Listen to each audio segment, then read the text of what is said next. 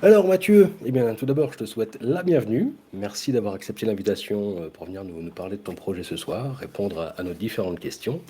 Avant de commencer à rentrer dans le vif du sujet, moi ce que je propose c'est que tu te présentes brièvement un petit peu ton parcours et comment est venue l'idée de ce projet, qu'est-ce qui a déclenché l'étincelle en toi pour mener ce projet. Ok, ok, ok.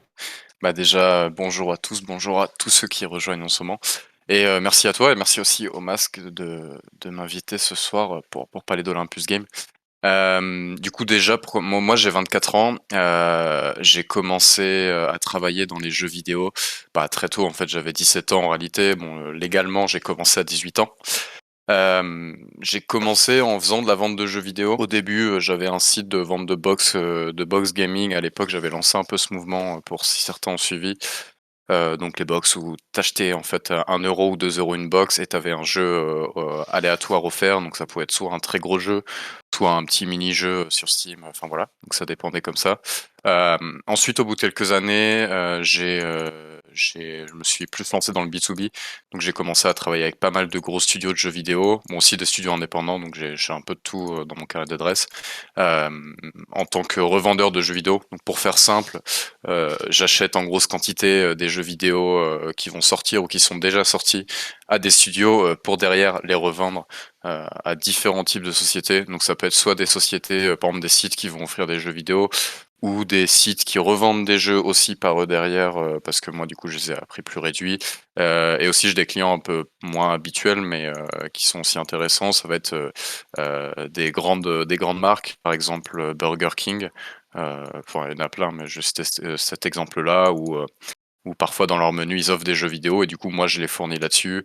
Ou alors par exemple HP qui offre des jeux vidéo quand vous achetez un PC vous avez des jeux vidéo offerts, donc pareil moi je fournis là-dessus.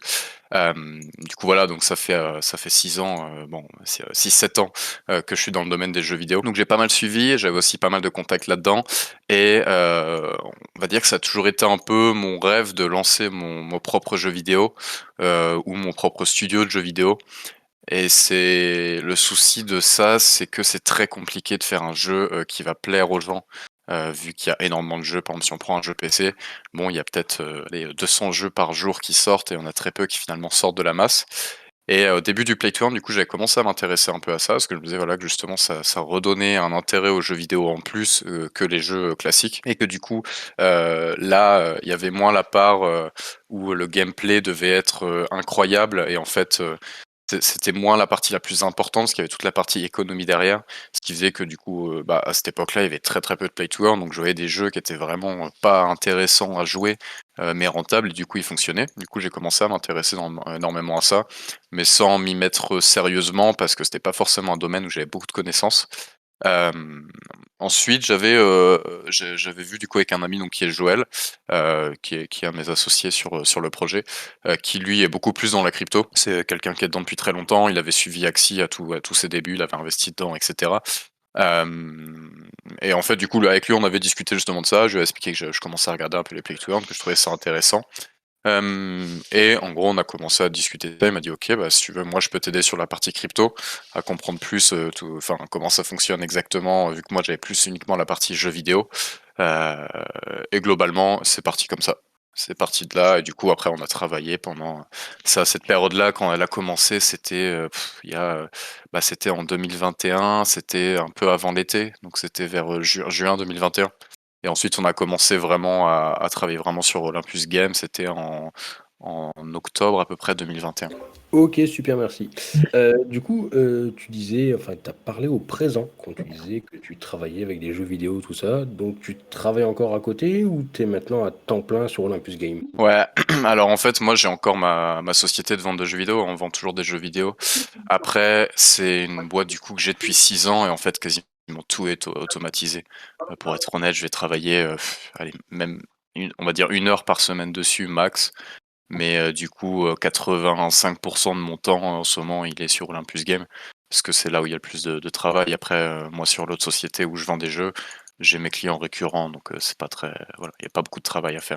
Ok, ça marche, super, merci. Alors, je pense qu'on va pouvoir commencer à présenter un petit peu ton projet dans les grandes lignes. Allez, un petit exercice. Peux-tu nous décrire ton projet en moins de 3 minutes? 3 minutes?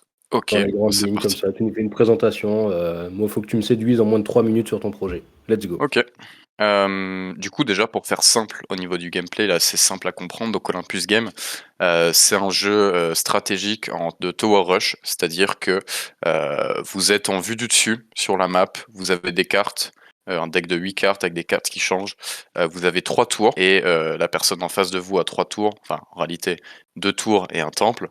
Vous devez attaquer les buildings du coup de l'autre personne et en même temps défendre les vôtres. Donc voilà, typiquement l'idée, voilà, c'est d'envoyer des personnages pour détruire l'autre, mais en mettant de mettre des personnages pour vous défendre parce que l'autre personne en face attaque. Du coup, sur la partie play to earn, l'idée c'est qu'à chaque game gagné, du coup, vous gagnez des tokens. Si vous la perdez, vous perdez pas de tokens, mais vous gagnez pas de tokens.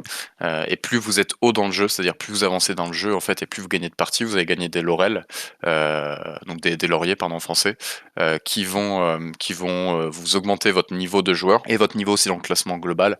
Et en fait, plus vous êtes haut, plus le pourcentage de Olympe gagné par partie va augmenter.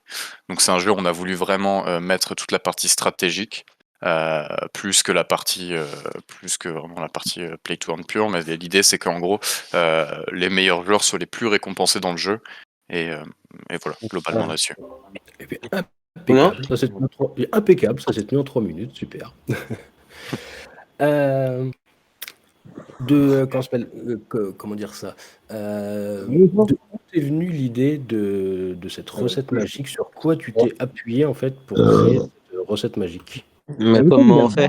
De fou. Du coup, sur la recette magique, c'est-à-dire exactement, qu'est-ce qui a Heu, donné l'idée du gameplay, c'est ça? en fait, tu disais qu'au début, tu avais donc commencé à observer un petit peu les play to earn et que, bah, tu trouvais qu'en fait, il y avait surtout la partie earn qui intéressait, mais au niveau jeu, ça captait pas tellement et du coup, tu t'es dit qu'il fallait sortir un jeu qui, bah, du coup, avant tout, était un vrai jeu qui plaisait aux gens et venir, y rajouter une couche play to earn pour, encore l'embellir si je puis dire, enfin, tout du moins, si j'ai bien compris ton Ouais, projet. ouais, c'est ça. Du coup, bah, en fait, c'est assez simple. C'est que, pour être honnête, déjà, au début, moi, je travaillais, enfin, j'avais une autre idée de jeu en tête, mais qui était un peu farfelue. Enfin, l'idée globale était bien, mais c'était un peu farfelu. Je me suis retrouvé au final, au point que beaucoup se retrouvent quand ils travaillent sur des jeux. C'est de se dire, bon, j'ai peur que le gameplay plaise pas, en fait, parce qu'on n'est jamais sûr de ça.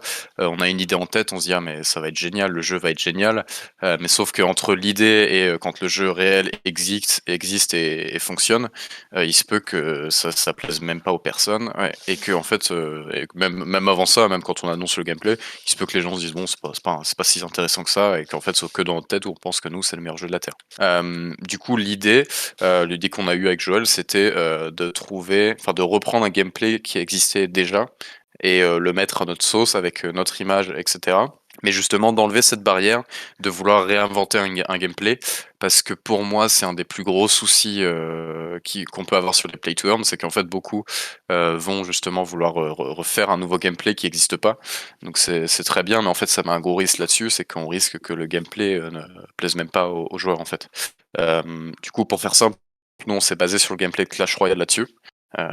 Bon, il y a d'autres aussi, il y a d'autres jeux aussi qui ont repris ce gameplay-là, mais ouais, c'est le plus connu qui fait ce gameplay-là. Et globalement, voilà, c'est ça l'idée. Ensuite, nous, on l'a mis à notre sauce, donc on a essayé de se porter sur la mythologie grecque, parce qu'on voulait une mythologie où il y a beaucoup d'éléments de décor, beaucoup de personnages sur lesquels on peut jouer aussi, ou sur lesquels on peut faire un gros storytelling et une grosse histoire derrière le jeu. Et voilà. OK.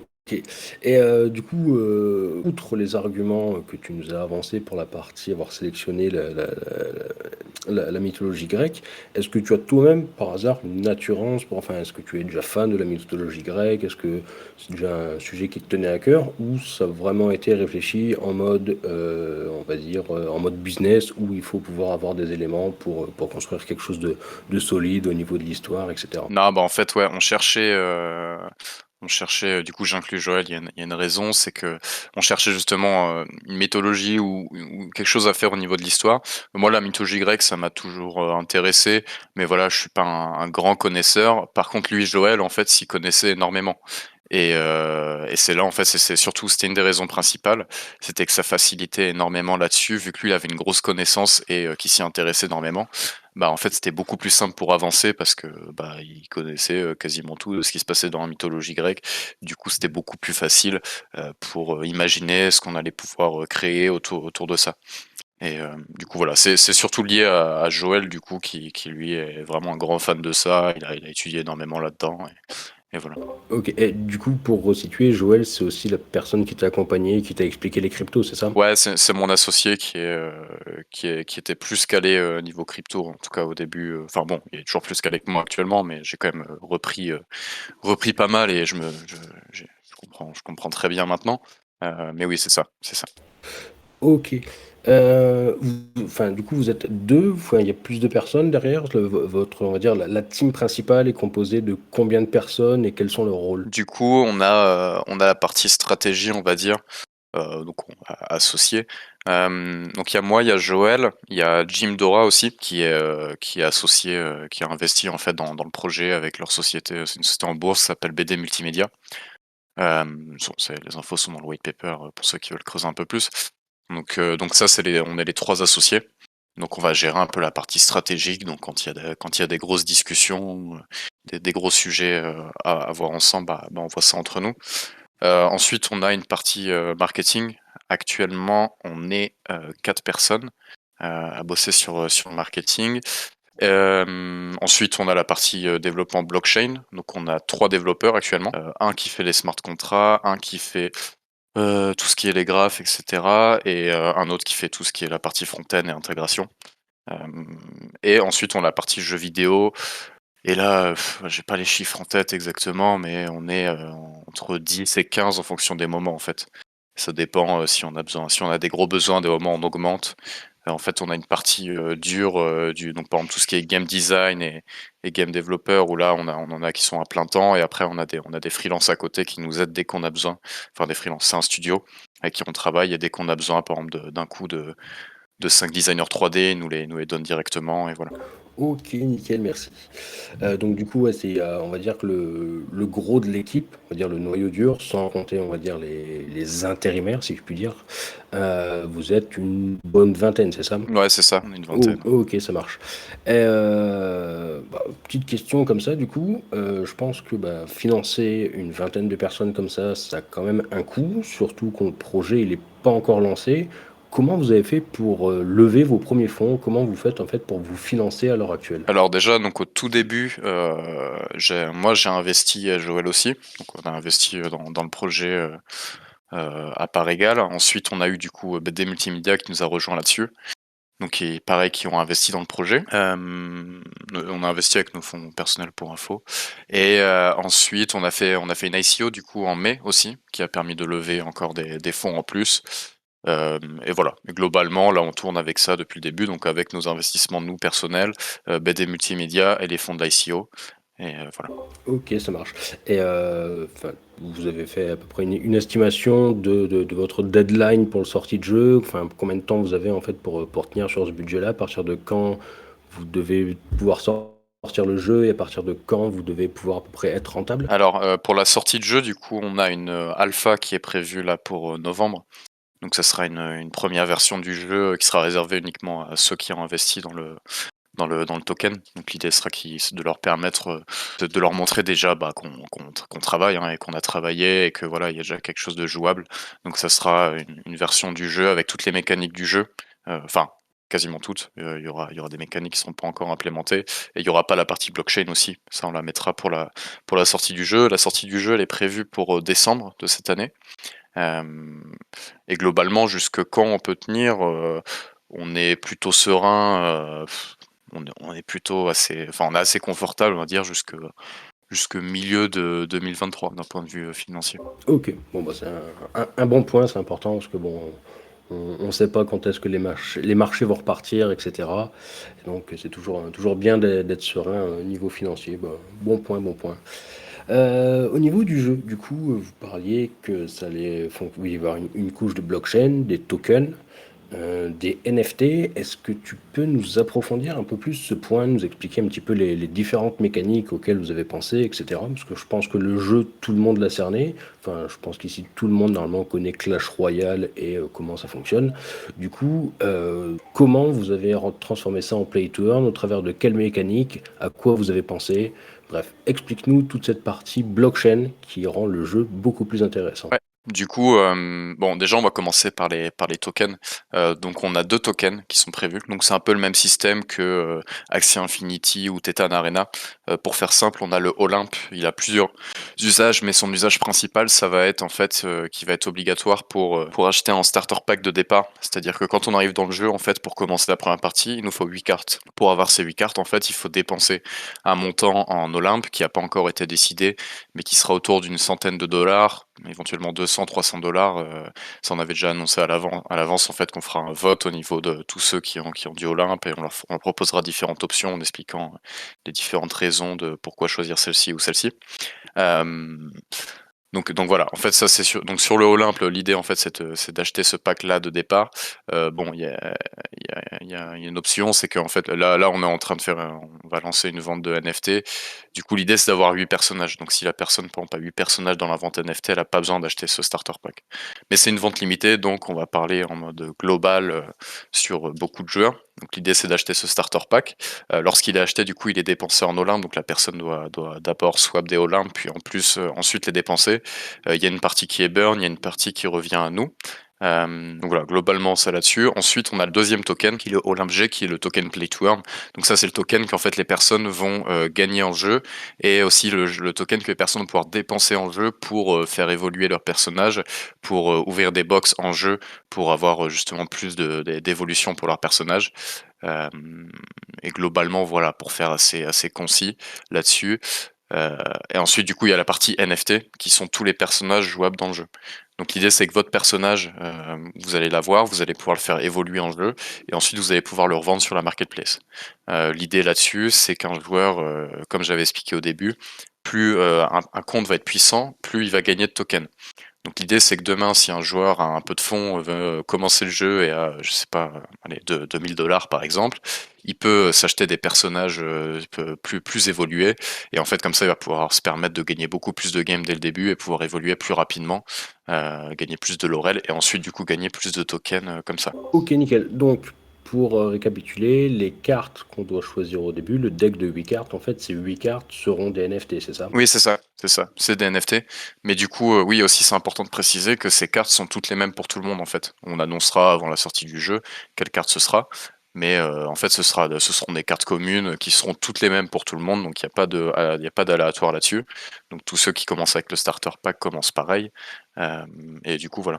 Du coup, ce sera pas des cartes avec une valeur énorme parce que, en fait, tout le monde pourra les avoir en achetant ce starter pack. Ok, ça marche. Et du coup, tu nous as parlé de deux tokens. Le Olympe G, donc celui qui va permettre d'acquérir ces NFT, donc ces cartes pour commencer la partie. Il va avoir d'autres fonctionnalités, ce Olympe G. Et est-ce que tu pourrais nous parler aussi un petit peu de sa tokenomique? Mhm. Du coup, ouais, globalement, le Olympe G, donc c'est le token vraiment jouable, enfin qui va être le plus utilisé dans le jeu, on va dire, d'un point de vue dépenses et achats, c'est celui qui va être le plus utilisé là-dessus.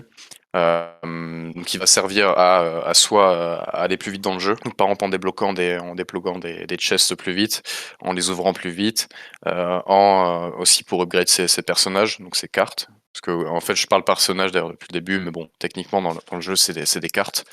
Donc ça va permettre de les upgrade là-dessus. Euh, Excuse-moi, je regarde juste un truc.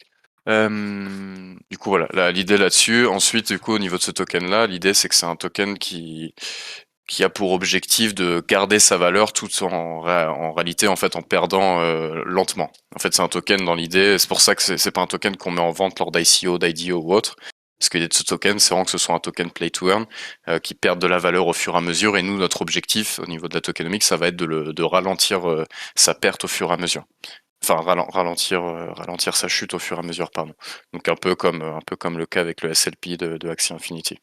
Donc c'est un token qui a pas de supply limité, c'est une supply illimitée et voilà. Et du coup là-dessus, pour faire simple, c'est le travail du game designer qu'on a pris il y a pas très longtemps d'ailleurs, qui s'occupe là-dessus au niveau de l'économie de pouvoir tout réguler. Ok, ça marche. Donc du coup, là, tu nous as bien parlé du Olympe G, c'est ça? Ou Ouais, du Olympe Olympe G, ouais. Oui, oui. Olympe G, ok. Et du coup, est-ce que tu peux nous faire la même pour le Olympe? Ouais. Du coup, le Olympe, c'est différent parce que c'est le token de gouvernance. Et donc, il a plusieurs utilités. Entre autres, il va permettre de pouvoir donc faire des dépenses sur la marketplace NFT. Donc, ça va être le token de référence là-dessus. Après, il a aussi un droit de DAO là-dessus, donc il permet de proposer. L'idée aussi là-dessus, sur le Play to Earn, ce qui me plaisait, c'était le fait qu'on puisse en fait proposer à la communauté, aux joueurs, de voter eux-mêmes pour ce qu'ils aiment ou ce qu'ils voudraient changer dans le jeu. Typiquement, si on met un nouveau personnage dans le jeu et qu'on se rend compte que beaucoup de gens aiment pas ce personnage ou trouvent qu'il y a un problème avec, ben on peut faire un vote là-dessus. Et en fait, du coup, tous ceux qui auront le Olympe pourront se permettre de voter, donner leur avis, et comme ça, on pourra changer le jeu et faire évoluer le jeu en fonction de ce que les joueurs pensent du jeu. Ensuite, donc son utilité principale, comme je l'expliquais tout à l'heure, c'est de pouvoir acheter le start booster le starting pack, pardon, de cartes au début du jeu. Et en fait, donc la mécanique principale de ce token-là, c'est le fait que donc des personnes vont devoir acheter des Olympes. Ensuite, une partie de ces Olympes-là seront burn lorsqu'ils seront dépensés pour acheter ce pack de départ. Et du coup, par logique, si on arrive à nos objectifs et avoir des nouveaux joueurs régulièrement, sa valeur devrait continuer à monter au fur et à mesure du temps. Ok. Alors du coup, dans cette mécanique, moi je vois un espèce de souci, mais tu me diras peut-être que vous l'avez contourné et pensé à une autre solution. C'est que justement, si votre jeu commence à bien prendre, tout ce que je vous souhaite, il va y avoir de plus en plus de demandes pour l'Olympe, ce qui va faire mécaniquement grimper son prix, étant donné qu'il y aura de plus en plus d'acheteurs et du coup que ça va créer du burn, etc.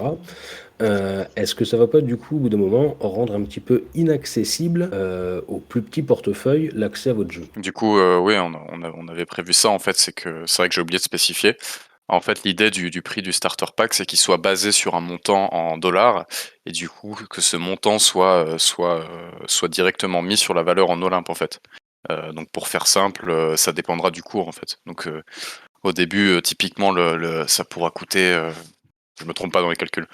Au début, ça pourrait coûter 100 Olympe et à la fin, par exemple, ça pourrait coûter qu'au bout d'un mois, imaginons si le jeu explose énormément, il pourrait coûter 1 Olympe du coup si le Olympe augmente. Mais dans l'idée, le jeu sera toujours accessible à un montant fixe en dollars. Donc quelqu'un qui n'a pas de Olympe, qui arrive, dans tous les cas, si on dit OK, le starter pack est à 150 dollars, il devra soit swapper directement 150 dollars en Olympe et ça sera le prix qu'il paiera. Ok, top. Donc du coup, on va pas se retrouver avec un problème de basket hors de prix, pour ceux qui m'ont compris. Au niveau de la blockchain, vous allez vous situer sur quelle blockchain pour vos tokens et vos NFT? Je suppose que ça va être la même blockchain. Ouais. Du coup, ouais, c'est la Binance Smart Chain, donc c'est celle qu'on a choisie dès le départ. Simplement parce que pour nous, c'est une des blockchains les plus accessibles parce que c'est aussi quelque chose qu'on a en vue, c'est de rendre le jeu accessible et mainstream en fait. Où un peu l'objectif qu'on a, c'est que des personnes découvrent la crypto grâce à Olympus Game. C'est un peu l'objectif final, on va dire, du jeu. Euh, donc c'est pour ça en fait on allait chercher au niveau des blockchains. Ethereum pour les jeux, on trouvait que les frais étaient trop élevés et que ça pouvait être un problème au niveau des blocages. Et du coup voilà, on a choisi Binance. Après actuellement, on est en train de réfléchir éventuellement à pouvoir ouvrir le jeu à plusieurs chains. On est en train de discuter avec d'autres blockchains éventuellement aussi. Et du coup voilà, là on est en train de réfléchir en interne. Dans tous les cas, le jeu sortira sur Binance. Mais par la suite, c'est possible que le jeu devienne multi-chain. Allez, un petit teaser, on est entre nous. Avec quelle blockchain vous discutez? Là, actuellement, le dernier en date, c'est Chronos, du coup, crypto.com, avec qui on discute. Après, voilà, ça, c'est pas ma partie, c'est plus la partie dev, avoir réellement les opportunités là-dessus qu'on pourra avoir. Et après, il y a d'autres petites blockchains aussi avec qui on discute. J'ai même pas les noms en tête, mais c'est des blockchains un peu nouvelles, justement, qui s'orientent sur le gaming. Et du coup, voilà, on surveille ça et après, on verra le moment venu des choix qu'on fera. Ok, ça marche. Moi, je me souviens qu'à l'époque, parce que j'avais déjà fait une petite review sur votre projet, et il y a un point qui m'avait mais quand même plus que séduit, et tu m'en as pas encore parlé, du coup je m'inquiète. Je me dis, est-ce qu'il l'aurait pas enlevé? Tu avais parlé d'un système qui permettait, même aux personnes qui n'avaient pas, admettons, si tu vends ton deck de 8 cartes, 100 dollars ou 150 dollars, bref, peu importe, et quelqu'un qui a envie de tester le jeu ou tout simplement qui a envie d'y jouer mais qui n'a pas les moyens, vous aviez développé, il me semble à l'époque, une idée qui permettait de rendre ça accessible à tout le monde. Est-ce que c'est encore le cas? Et si oui, peux-tu nous expliquer le principe? Non, mais t'as raison, je sais même pas pourquoi moi j'en ai pas parlé. J'en parle tout le temps d'habitude. Je l'ai oublié. Déjà, il y a deux choses qu'on a fait. Moi, il y avait deux problèmes que je voyais dans le Play to Earn. Un, c'était justement, et ça rejoint le côté où je disais où on voudrait être mainstream. Au tout début, quand je regardais les Play to Earn, bah en fait, c'était compliqué de tester vraiment le jeu avant même enfin, sans avoir besoin de connecter son wallet, sans avoir besoin éventuellement de dépenser des frais, etc. Donc ça déjà c'était une des premières choses qu'on a mis, c'est qu'en fait il y a un mode free to play sur le jeu, ce qui fait qu'en fait n'importe qui pourra tester le jeu. Donc en fait ça sera comme un jeu normal, donc il y aura aucune technologie blockchain dedans. Juste ça permet vous demain, vous voyez une pub Olympus Game, vous voulez voir à quoi le jeu ressemble, si vraiment ça vaut la peine de tester le play to earn ou autre. Bah en fait, vous pouvez déjà directement aller sur le jeu, faire quelques games, donc soit contre des vrais joueurs, soit contre des bots, en fonction de s'il y a des joueurs en free-to-play à ce moment-là. Donc il n'y a pas de gain d'argent ni rien, mais ça permet déjà d'avoir testé le jeu, de tester le jeu. Est-ce que il est de bonne qualité? Est-ce que vous ça, enfin voilà, est-ce que vous ça vous, est-ce qu'il vous plaît? Et là, ok, après vous faites un choix. Et ensuite vous avez deux choix. Donc soit vous allez sur le play to earn, donc avec justement le starter pack, tout ce que j'ai expliqué. Donc vous achetez, enfin vous achetez des Olympe, ensuite vous achetez votre starter pack, etc. Soit vous allez sur le mode scholarship, qui est simplement, en fait, ça va être donc principalement, il y a deux raisons de mettre en location. Donc, pour faire simple, c'est de la location de NFT, donc de personnages jouables. Donc ça va être des personnes qui jouent au jeu, qui vont louer certaines de leurs cartes. Donc deux raisons, soit une personne investie veut investir dans le jeu, mais ne veut pas jouer ou n'a pas le temps de jouer, ou même je sais pas, peut-être que ça lui plaît pas ou il est pas bon au jeu par exemple. Et ben il veut quand même gagner un peu d'argent, du coup il met en location ses cartes, donc ses personnages. Ou soit quelqu'un par exemple qui joue activement au jeu, mais il a des vieux personnages avec qui il joue plus parce qu'il a des personnages meilleurs maintenant, il peut les mettre en location. Et en fait, vous pouvez gratuitement du coup accéder à une sorte, c'est comme une sorte de marketplace en fait. C'est une marketplace avec tous les personnages de Scholarship disponibles en ce moment. Vous pouvez louer un personnage, donc vous devez en louer 8, en louer 8 pour pouvoir faire vos premières games. Quand vous les louez pendant 5 heures, si je dis pas de bêtises. Et du coup, pendant 5 heures, vous pouvez jouer avec ces personnages, et à chaque fois que vous gagnez des games, vous gagnez bien des Olymp G, mais en fait, la moitié ou un autre pourcentage, en fonction de ce qu'a décidé la personne qui loue le personnage, est reversé au propriétaire du coup du personnage. Et tous ces personnages, c'est des NFT. Donc, pour faire simple, vous louez des NFT pour pouvoir jouer au jeu. Vous gagnez des cryptos, vous en gagnez moins que si vous aviez votre propre pack et vous aviez monté vos propres personnages. Mais si vous avez pas, ou si vous voulez pas investir d'argent dans le jeu, c'est quand même une technique pour pouvoir gagner un petit peu de tokens. Ok. Et du coup, question bête, mais si je loue demain, du coup, j'ai pas envie d'investir, je suis pauvre, je loue 8 cartes pour faire quelques parties, sauf que au lieu de gagner, je ne fais que perdre. Celui qui m'a loué gratuitement, vu que du coup, si j'ai bien compris, j'accède gratuitement au NFT, ça lui rapporte rien, et à moi non plus. Ouais, c'est ça, ça lui rapporte rien. Après, si c'est des abus, après, c'est des comptes qu'on peut éventuellement bloquer là-dessus.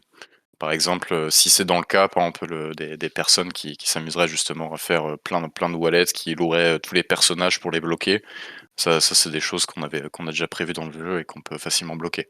Après, si quelqu'un loue des personnages et est vraiment pas très bon au jeu et perd à chaque fois, bon bah là, oui, c'est le côté de location enfin oui, c'est le risque de la location. Ok, ça marche. Et du coup, vous n'auriez pas pensé par exemple à un principe où le locataire, enfin le loueur plutôt, interdit que ce soit des joueurs qui aient X défaites, etc., de louer ces NFT ou quelque chose comme ça? Non, c'est pas quelque chose qui est prévu de base.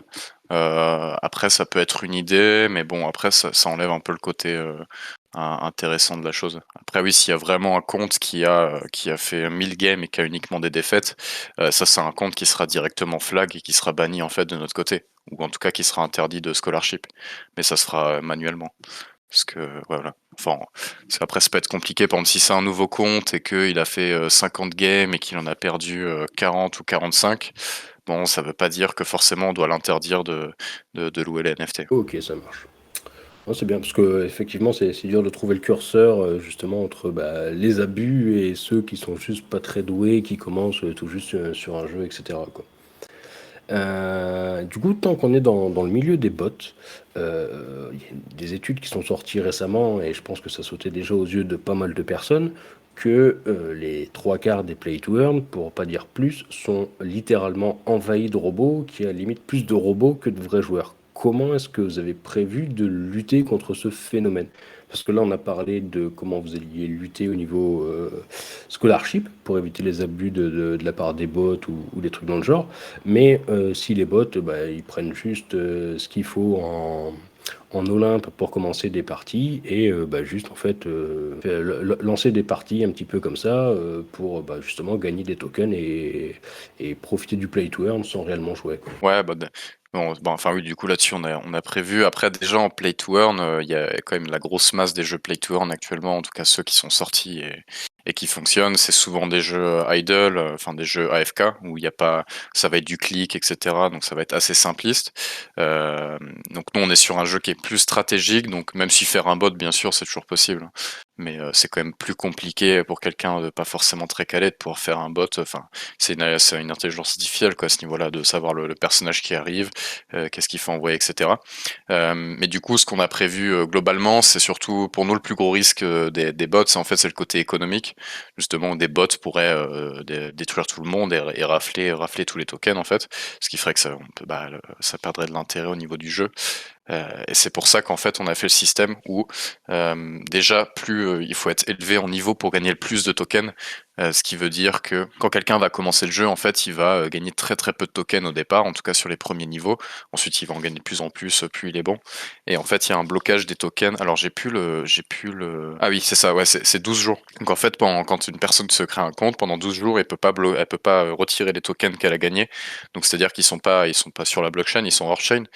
Et en fait, pendant ces 12 jours, nous, ça nous permet derrière de pouvoir justement contrôler chaque compte, voir les actions qu'ils ont fait, de pouvoir voir justement si c'est un comportement de bot ou pas, et de pouvoir agir avant que la personne ait accès au token et éventuellement abuse du jeu. Et donc éventuellement, on peut bannir la personne et du coup supprimer les tokens et qu'elle n'ait pas accès à ce token-là. Ok, magnifique. Qu'on s'appelle, lors de ma dernière review, il y avait une vente prévue, si je dis pas de bêtises, au mois d'août, août dernier, sur des NFT de temple et les permettre d'avoir des points supplémentaires. Est-ce que tu pourrais me détailler un peu cette partie ou est-ce que vous ne l'avez pas mis en place? Je sais pas. J'ai pas, j'avoue, en toute honnêteté, que j'ai pas tout à fait suivi. Ouais, ouais. Déjà, je suis désolé, le white paper est pas à jour sur tout. C'est quelque chose qu'on a prévu en interne de remettre à jour. Parce que voilà, il y a pas mal d'infos qui ont changé, même la team, on devrait l'étoffer un peu plus. Mais voilà, on avait beaucoup de choses en cours là à travailler pendant l'été.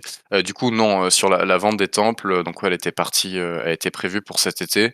Mais on s'est dit que c'était pas si intéressant que ça finalement, déjà au niveau du marché qui était beaucoup plus bas pendant l'été, bon, qui est toujours pas remonté, hein, mais enfin, on s'est dit que c'était pas le bon moment parce que les temples c'est quand même une grosse vente et c'est quelque chose d'assez unique dans le jeu. Et en fait, après discussion en interne, on s'est dit que c'était plus intéressant de faire cette vente NFT une fois que le jeu soit sorti. Pour qu'il y ait plus de confiance au niveau des personnes d'investir justement dans ces temples et que ce soit une vente plus intéressante et qu'il y ait un vrai produit derrière. Parce que c'est le souci principal qu'on a eu et que beaucoup de play to earn ont, surtout en ce moment, c'est que voilà, investir dans quelque chose où il n'y a pas de produit réel, où on n'est même pas sûr si quelque chose va sortir, c'est pas forcément, c'est pas le plus simple pour convaincre des investisseurs. Du coup, voilà, on l'a décalé. Alors de mémoire, c'est en janvier ou février. Et ça, en janvier 2023 du coup. Donc juste après la sortie du jeu.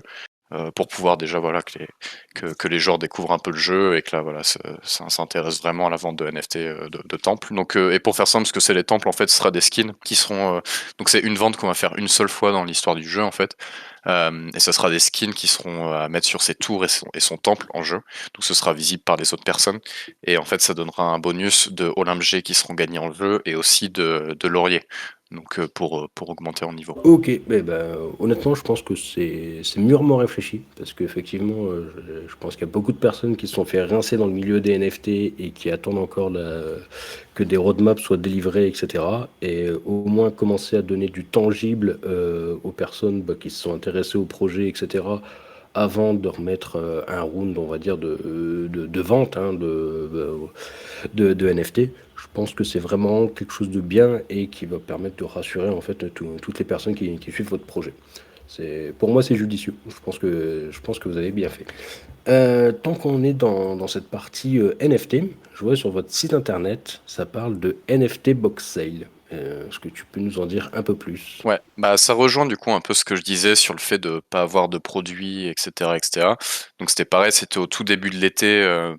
Donc pour faire simple, en fait, donc on a fait un round d'ICO, donc qui s'est fini fin mai. Et en fait après on a discuté en interne. Donc en même temps, pendant l'ICO, il y a eu vraiment les cryptos qui ont énormément baissé. On voyait même nous dans nos stats que bah enfin, il y avait un gros désintérêt d'un coup pour les cryptos quand ça a baissé. Et aussi pour tout ce qui est ICO, en fait, on a reporté du coup l'ICO, donc ça on l'avait annoncé. Et du coup, on a eu des discussions par rapport à voilà ce qu'on allait prévoir pendant l'été, sur quoi on allait travailler. Donc on a cherché un peu les points faibles et comment on pouvait surmonter ça. Et ce qu'on s'est dit, c'est qu'on allait avoir besoin d'avoir un produit plus rapidement que la sortie du jeu. On pouvait pas en fait, donc on avait déjà des investisseurs, enfin on a déjà des investisseurs, ceux qui ont participé à l'ICO justement. Et on pouvait pas se permettre de les faire attendre, même si en fait ça paraît court, en crypto c'est extrêmement long d'attendre de juin à décembre sans aucun produit, sans rien de jouable, sans rien d'utilisable. Du coup on a commencé à travailler sur un mini-jeu. On s'est dit que c'était intéressant justement de pouvoir développer un mini-jeu qui soit lié au jeu en lui-même, donc qui a un lien avec celui-là. Donc c'est là on a commencé à travailler là-dessus.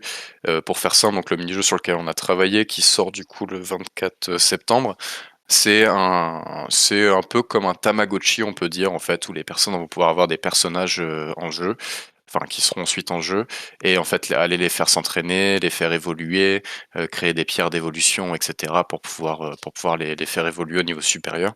Et l'idée, c'est que du coup, les personnes puissent jouer, typiquement d'aller tous les jours sur l'application pour jouer à ça, et pour faire évoluer son personnage, et après, l'évolution du coup du personnage sera gardée en jeu. Donc il y a deux intérêts. Ça va être soit pour déjà avoir un personnage fort quand la personne va commencer à jouer au jeu, soit pour avoir un personnage qui va avoir de la valeur. Parce que forcément la vente de box justement, il y aura ces personnages, elle est extrêmement limitée. Donc à la sortie du jeu, il y aura très peu de gens qui auront des personnages vraiment évolués, parce que même sur la vente de box, il n'y a pas tout le monde qui va faire évoluer ses personnages. Donc les ventes de box, en fait, on a 4 box au total. Donc les prix, elles vont de 30$ à 120$, si je dis pas de bêtises. Normalement c'est ça, je me trompe pas. 140$, pardon. Donc de 30$, 60$, 100$, 140$. Et en fonction de ça, donc il y a 6 personnages au total qui sont disponibles. Donc en fonction de la box que la personne prend, elle peut avoir des personnages différents, donc qui vont être plus ou moins forts dans le jeu. Donc c'est pas des personnages qui seront dans le starter pack de départ d'ailleurs, c'est des personnages enfin voilà, où les personnes peuvent être sûres qu'ils seront pas dedans. Ce sera d'autres personnages qu'on mettra dans ce starter pack. Et du coup, voilà, donc dans ces box, ils vont pouvoir obtenir un personnage, donc qui sera jouable sur le mini-jeu et ensuite jouable dans le jeu réel. Ils vont pouvoir aussi obtenir des Olympes, donc en fonction des box, c'est un montant différent, mais dans certaines box, c'est des montants qui sont quand même assez intéressants en Olympe. Et ensuite aussi du matériel pour pouvoir faire évoluer ces personnages. Parce que pour faire ça, donc le personnage doit être envoyé en training pendant tous les jours, pendant 3 jours. Ensuite, il revient avec des poudres d'évolution. Ensuite, avec ces poudres d'évolution, la personne peut aller dans la fonderie. Dans la fonderie, il peut créer des pierres d'évolution. Et ensuite, avec ces pierres, il peut faire évoluer son personnage au niveau supérieur. Et voilà. Ok, super. Et il y aura combien de Mystery Box? Le chiffre en tête exactement, de tête, je dirais 1500. Je vais regarder pour être sûr. 1006. Non, non, on est quasiment à 2000 box total, pardon. Ok, ça marche. Et du coup, ça sera 2000 box, donc avec des personnages qui ne seront pas accessibles dans le deck de 8 cartes pour les joueurs qui vont arriver, on va dire, après.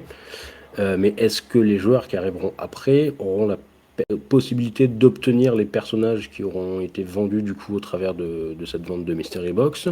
Ou alors, non, ce sera seulement les personnes qui auront investi en fait dans les Mystery Box qui auront ces personnages-là. Alors oui et non. Du coup, en fait, donc la vente de ces personnages-là par nous, donc là, c'est la seule et unique fois où on va permettre aux personnes de minter ces personnages. Parce que du coup, pour rappel, dans le jeu, en fait, nous, on va pas vendre de box ensuite avec des personnages ou autres. En fait, c'est les joueurs en eux-mêmes, à force de gagner des games, qui gagnent des box dans le jeu. Avec ces box, ils peuvent obtenir les personnages de façon aléatoire, en fonction de la box, etc. C'est un point d'ailleurs qui est important à souligner, parce qu'il y a beaucoup de jeux qui font des ventes de box, etc. Nous, il n'y en aura pas une fois que le jeu est sorti. On peut pas, nous, reminter des personnages ou en ajouter dans le jeu. C'est uniquement les joueurs qui peuvent. Du coup, voilà, ces personnages de cette box pourront pas être rachetés ensuite. Par contre, les personnes qui sont propriétaires de ces personnages, donc de ces NFT, peuvent les mettre en vente sur la marketplace. D'ailleurs, qui sortira pareil à la fin septembre ou tout début octobre. Ok, super. Donc, pour être sûr, même en jouant et du coup en gagnant des box parce que je deviens un très bon joueur, etc., je pourrais jamais obtenir un des mêmes personnages qui a été vendu, enfin qui est là actuellement en vente au travers des Mystery Box. C'est bien ça? Si, il est obtenable en jeu en fait. Ok, d'accord. Ouais, si. En fait, donc dans le jeu, par exemple, au départ, on a au total 20, allez, je veux dire 25 cartes. J'ai plus le chiffre en tête exactement, mais on a quelque chose comme un peu plus même de 25 cartes qui sont disponibles, dont 23 sont des personnages. Le reste, c'est des sorts ou des buildings. Euh, et en fait, si ces personnages sont obtenables en jeu, la différence, c'est que comme c'est des personnages assez élevés, en fait, il va falloir Il va falloir plusieurs beaucoup jouer, mois quoi. pour ouais, va falloir vraiment beaucoup jouer pour les avoir. Euh, c'est pas, enfin voilà, c'est l'idée, c'est que là, dans ces box-là, on met les meilleurs personnages. Bon, en fonction de la rareté de la box aussi, ça joue aussi. Et aussi, en fait, on s'est basé sur le game design du jeu pour que, pareil, le fait que en fait, vous puissiez faire évoluer à l'avance les personnages sur le mini-jeu, en fait, c'est la même chose que dans le jeu réel. C'est-à-dire que si vous passez 2 mois à passer un personnage au niveau 6 par exemple, bah en fait vous passerez 2 mois pareil dans le jeu. Bon, on s'est basé pas sur 24 heures de jeu par jour, on s'est basé sur 2 heures de jeu par jour, ce qui est déjà beaucoup. Mais voilà, en gros, donc l'avantage principal, c'est de pouvoir avancer là-dessus et du coup avoir 1 mois ou 2 mois d'avance sur les autres joueurs quand le jeu est sorti. Ok. Et ce mode Tamagotchi où du coup pas besoin de jouer, on lance juste des entraînements comme ça, vous allez le laisser actif une fois que le jeu sera sorti? Non, non, il sera stoppé du coup. Il restera la marketplace du coup, mais pas la partie mini-jeu. Ok, ça marche. Euh, Reparlons un petit peu économie. Donc du coup, je pense que tout le monde a plutôt bien saisi la différence entre vos deux tokens. Donc il y aura l'Olympe qui va permettre d'accéder au premier sort de cartes et de faire les différents échanges sur la marketplace. Et le Olympe qui va donc être le token du Play to Earn, qui va permettre donc aux joueurs soit d'aller plus vite en accélérant les temps de formation, etc., ou de s'acheter des nouvelles cartes, et également, je pense, de prendre des bénéfices. Donc du coup, il n'y aura jamais de Olympe tout court à gagner. C'est uniquement des Olympe G qui aura à gagner, c'est ça? Et Olympe, si, il y a des petites fractions du coup qui sont prévues dans la tokenomics. De mémoire, c'est 10%. En fait, quand vous, il y a votre level de compte, comme j'expliquais tout à l'heure, et à chaque fois que vous allez au niveau supérieur au niveau de votre compte, vous gagnez un petit peu d'Olympe justement, un peu comme un petit reward quoi. Donc c'est pas en fonction de la valeur du Olympe, ça peut augmenter énormément. Mais voilà, c'est un petit cadeau en plus pour les joueurs. C'est Ok, ça va. 15% d'ailleurs, la tokenomics. Nickel. Et donc, tu nous as dit aussi qu'il y avait une partie qui vous était reversée. Et je suppose que c'est avec cette partie-là que vous allez vous financer, ou alors il y a une autre mécanique que tu nous as pas expliquée qui va permettre de remplir les caisses hein, et de faire vivre le projet. Bon, déjà, on a le Team Wallet, donc sur le Olympe. Après, on a un gros vesting là-dessus. Donc déjà, on a 12 mois de cliff, donc En fait, on a 12 mois à partir de la création du Olympe, enfin de la génération du token où on peut pas retirer de token. Ensuite, pendant 24 mois, on a un vesting, donc on pourra récupérer pendant 24 mois jusqu'à la totalité. Donc déjà, on a cette partie Team Wallet, mais du coup, pendant un an, y a pas de revenus, quoi, parce qu'on n'a pas accès à ce Team Wallet. Et du coup, c'est pour ça qu'en fait, il y a une partie de ce qui sera payé en starter pack qui revient à nous, enfin à la société, qui revient à la société du coup pour pouvoir tout financer. Donc ça, c'était aussi dans le sens de montrer que voilà, nous on gagne pas d'argent sur des, enfin pour faire simple, c'est globalement tout, hein, c'est l'idée principale. Et c'est aussi pour montrer que nous on est dans l'intérêt justement de vouloir amener le plus de joueurs possible dans le jeu parce que c'est notre rentrée d'argent principale. Et du coup, forcément, si nous on veut gagner de l'argent, bah, il faut qu'on ramène le plus de joueurs possible parce qu'on va gagner avec les starter packs. Et ensuite qu'on puisse aussi gagner, faire augmenter la valeur du Olympe pour que un an après la sortie du token et du jeu, il soit encore à une autre valeur et que là on puisse récupérer des bénéfices là-dessus. Ok. Et donc, c'est uniquement sur le Olympe que vous allez, enfin, que vous allez vivre, entre parenthèses. Côté Olympe G, vous allez rien récupérer? Non, Olympe G, on récupère pas. Ok, ça marche. Et du coup, enfin, vous allez récupérer quel pourcentage au niveau des Olympes? Au niveau des starter packs, Ouais. c'est pas Je vois encore qu'il y a sur les starter packs et il va aussi y avoir sur la marketplace. Je pense que vous allez prendre un petit pourcentage sur les ventes, non? Bah, au final, alors la marketplace c'est intéressant parce qu'au début oui on voulait, mais au final il y a notre dev donc lui qui a pas mal d'expérience, justement on l'a pris pour ça. Il a beaucoup d'expérience, il a bossé pardon sur d'autres jeux aussi également. Et le souci sur la marketplace c'est en tout cas celle qu'on va ouvrir là, il y aura aucun frais dessus, simplement parce que techniquement, quelqu'un pourrait utiliser une autre marketplace sans frais ou une marketplace avec moins de frais. Et du coup, on a voulu ne pas mettre de frais sur marketplace pour que les joueurs utilisent vraiment la nôtre et n'utilisent pas une autre marketplace partenaire ou autre. Enfin voilà, que les gens priorisent la nôtre. Du coup, non, on prend pas de frais pour l'instant. C'est pas prévu sur la marketplace. Et du coup, l'autre question, c'était oui que pour l'instant, ce qu'on a en tête, c'est en fait c'est le game designer qui s'occupe de ça parce que ça joue aussi sur l'économie du token. Le game designer, il s'occupe aussi de l'économie. C'est quelqu'un qui a pas mal d'expérience, pareil dans le play to earn, qu'on a eu un peu de mal à dégoter, mais voilà. Et du coup, pour l'instant, ce qui est prévu, c'est 50% burn et 50% pour nous sur les starter packs. Mais bon, c'est pas, ça peut évoluer. Enfin, ça sera pas plus de 50% pour nous. Dans le pire des cas, en fait, on burnera plus si c'est nécessaire pour l'économie du token. Ok, ça marche, nickel.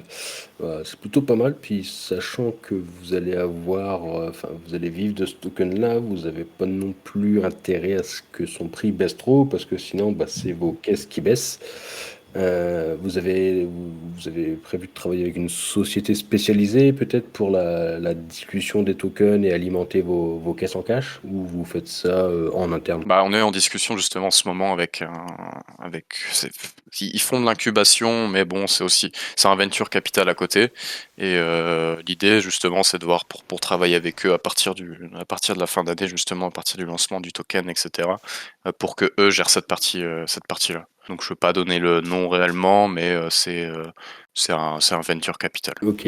Et t'as pas peur qu'un venture capital, parce qu'il commence à avoir une petite réputation maintenant sur Twitter et on va dire dans la cryptosphère d'une manière générale, ça fasse un petit peu peur aux gens, parce que bah, l'objectif premier quand même des venture capital, c'est de se remplir les poches.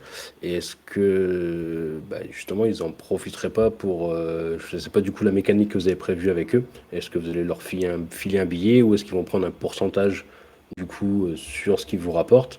Et est-ce que eux, du coup, ce serait pas dans leur intérêt, bah, du coup, de faire un gros dump, hein, comme on peut voir sur certains projets à un moment, histoire de bien se remplir les poches? Ouais, c'est ça. Bah, en fait, là, pour l'instant, justement, c'est pour ça que je dis, c'est encore en discussion parce que nous, notre intérêt, ce qu'on voudrait, en fait, c'est qu'ils soient en partenariat avec nous, mais qu'en fait, ils investissent pas ou en tout cas qu'ils aient pas de token, de notre token pour eux. Et du coup, pour l'instant, justement, on est en train de s'accorder sur un montant fixe en dollars pour justement pour toutes ces parties-là.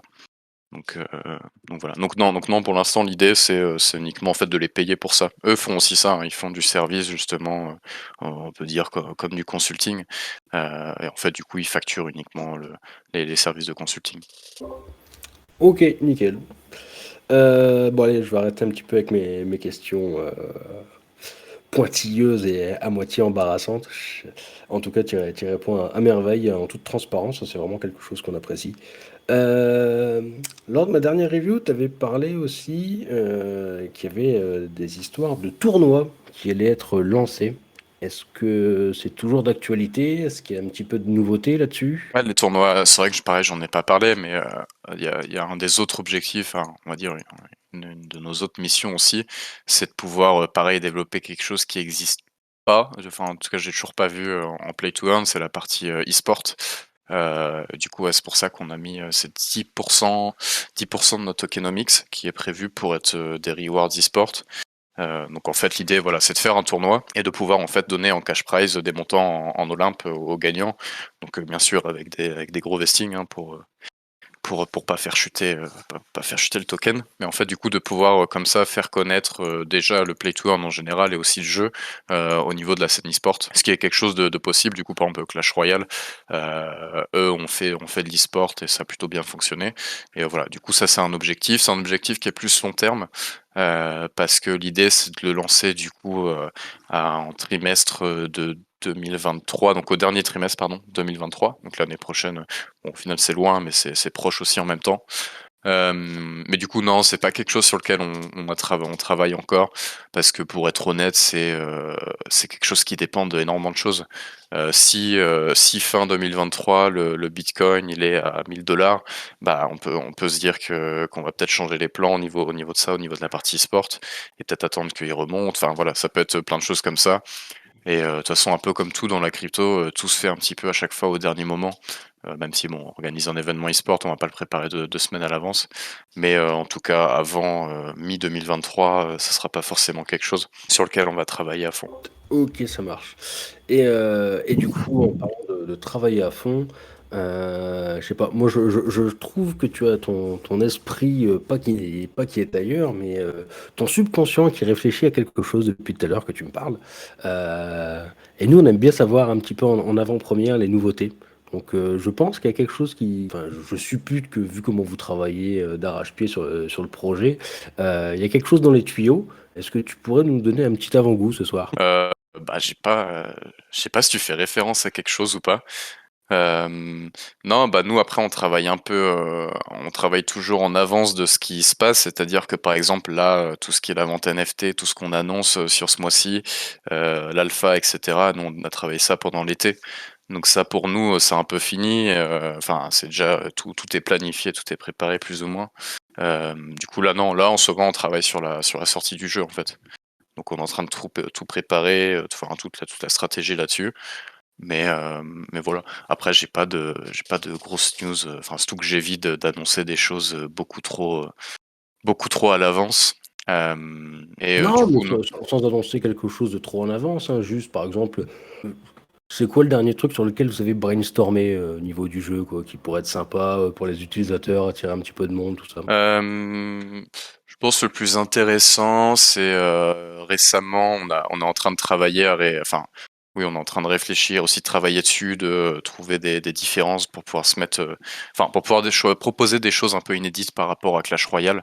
Euh, Parce que même si on essaye de pas trop se décaler Clash Royale et d'être un peu trop folklorique pour pas casser le gameplay complet, on essaie de pouvoir proposer des choses un peu nouvelles.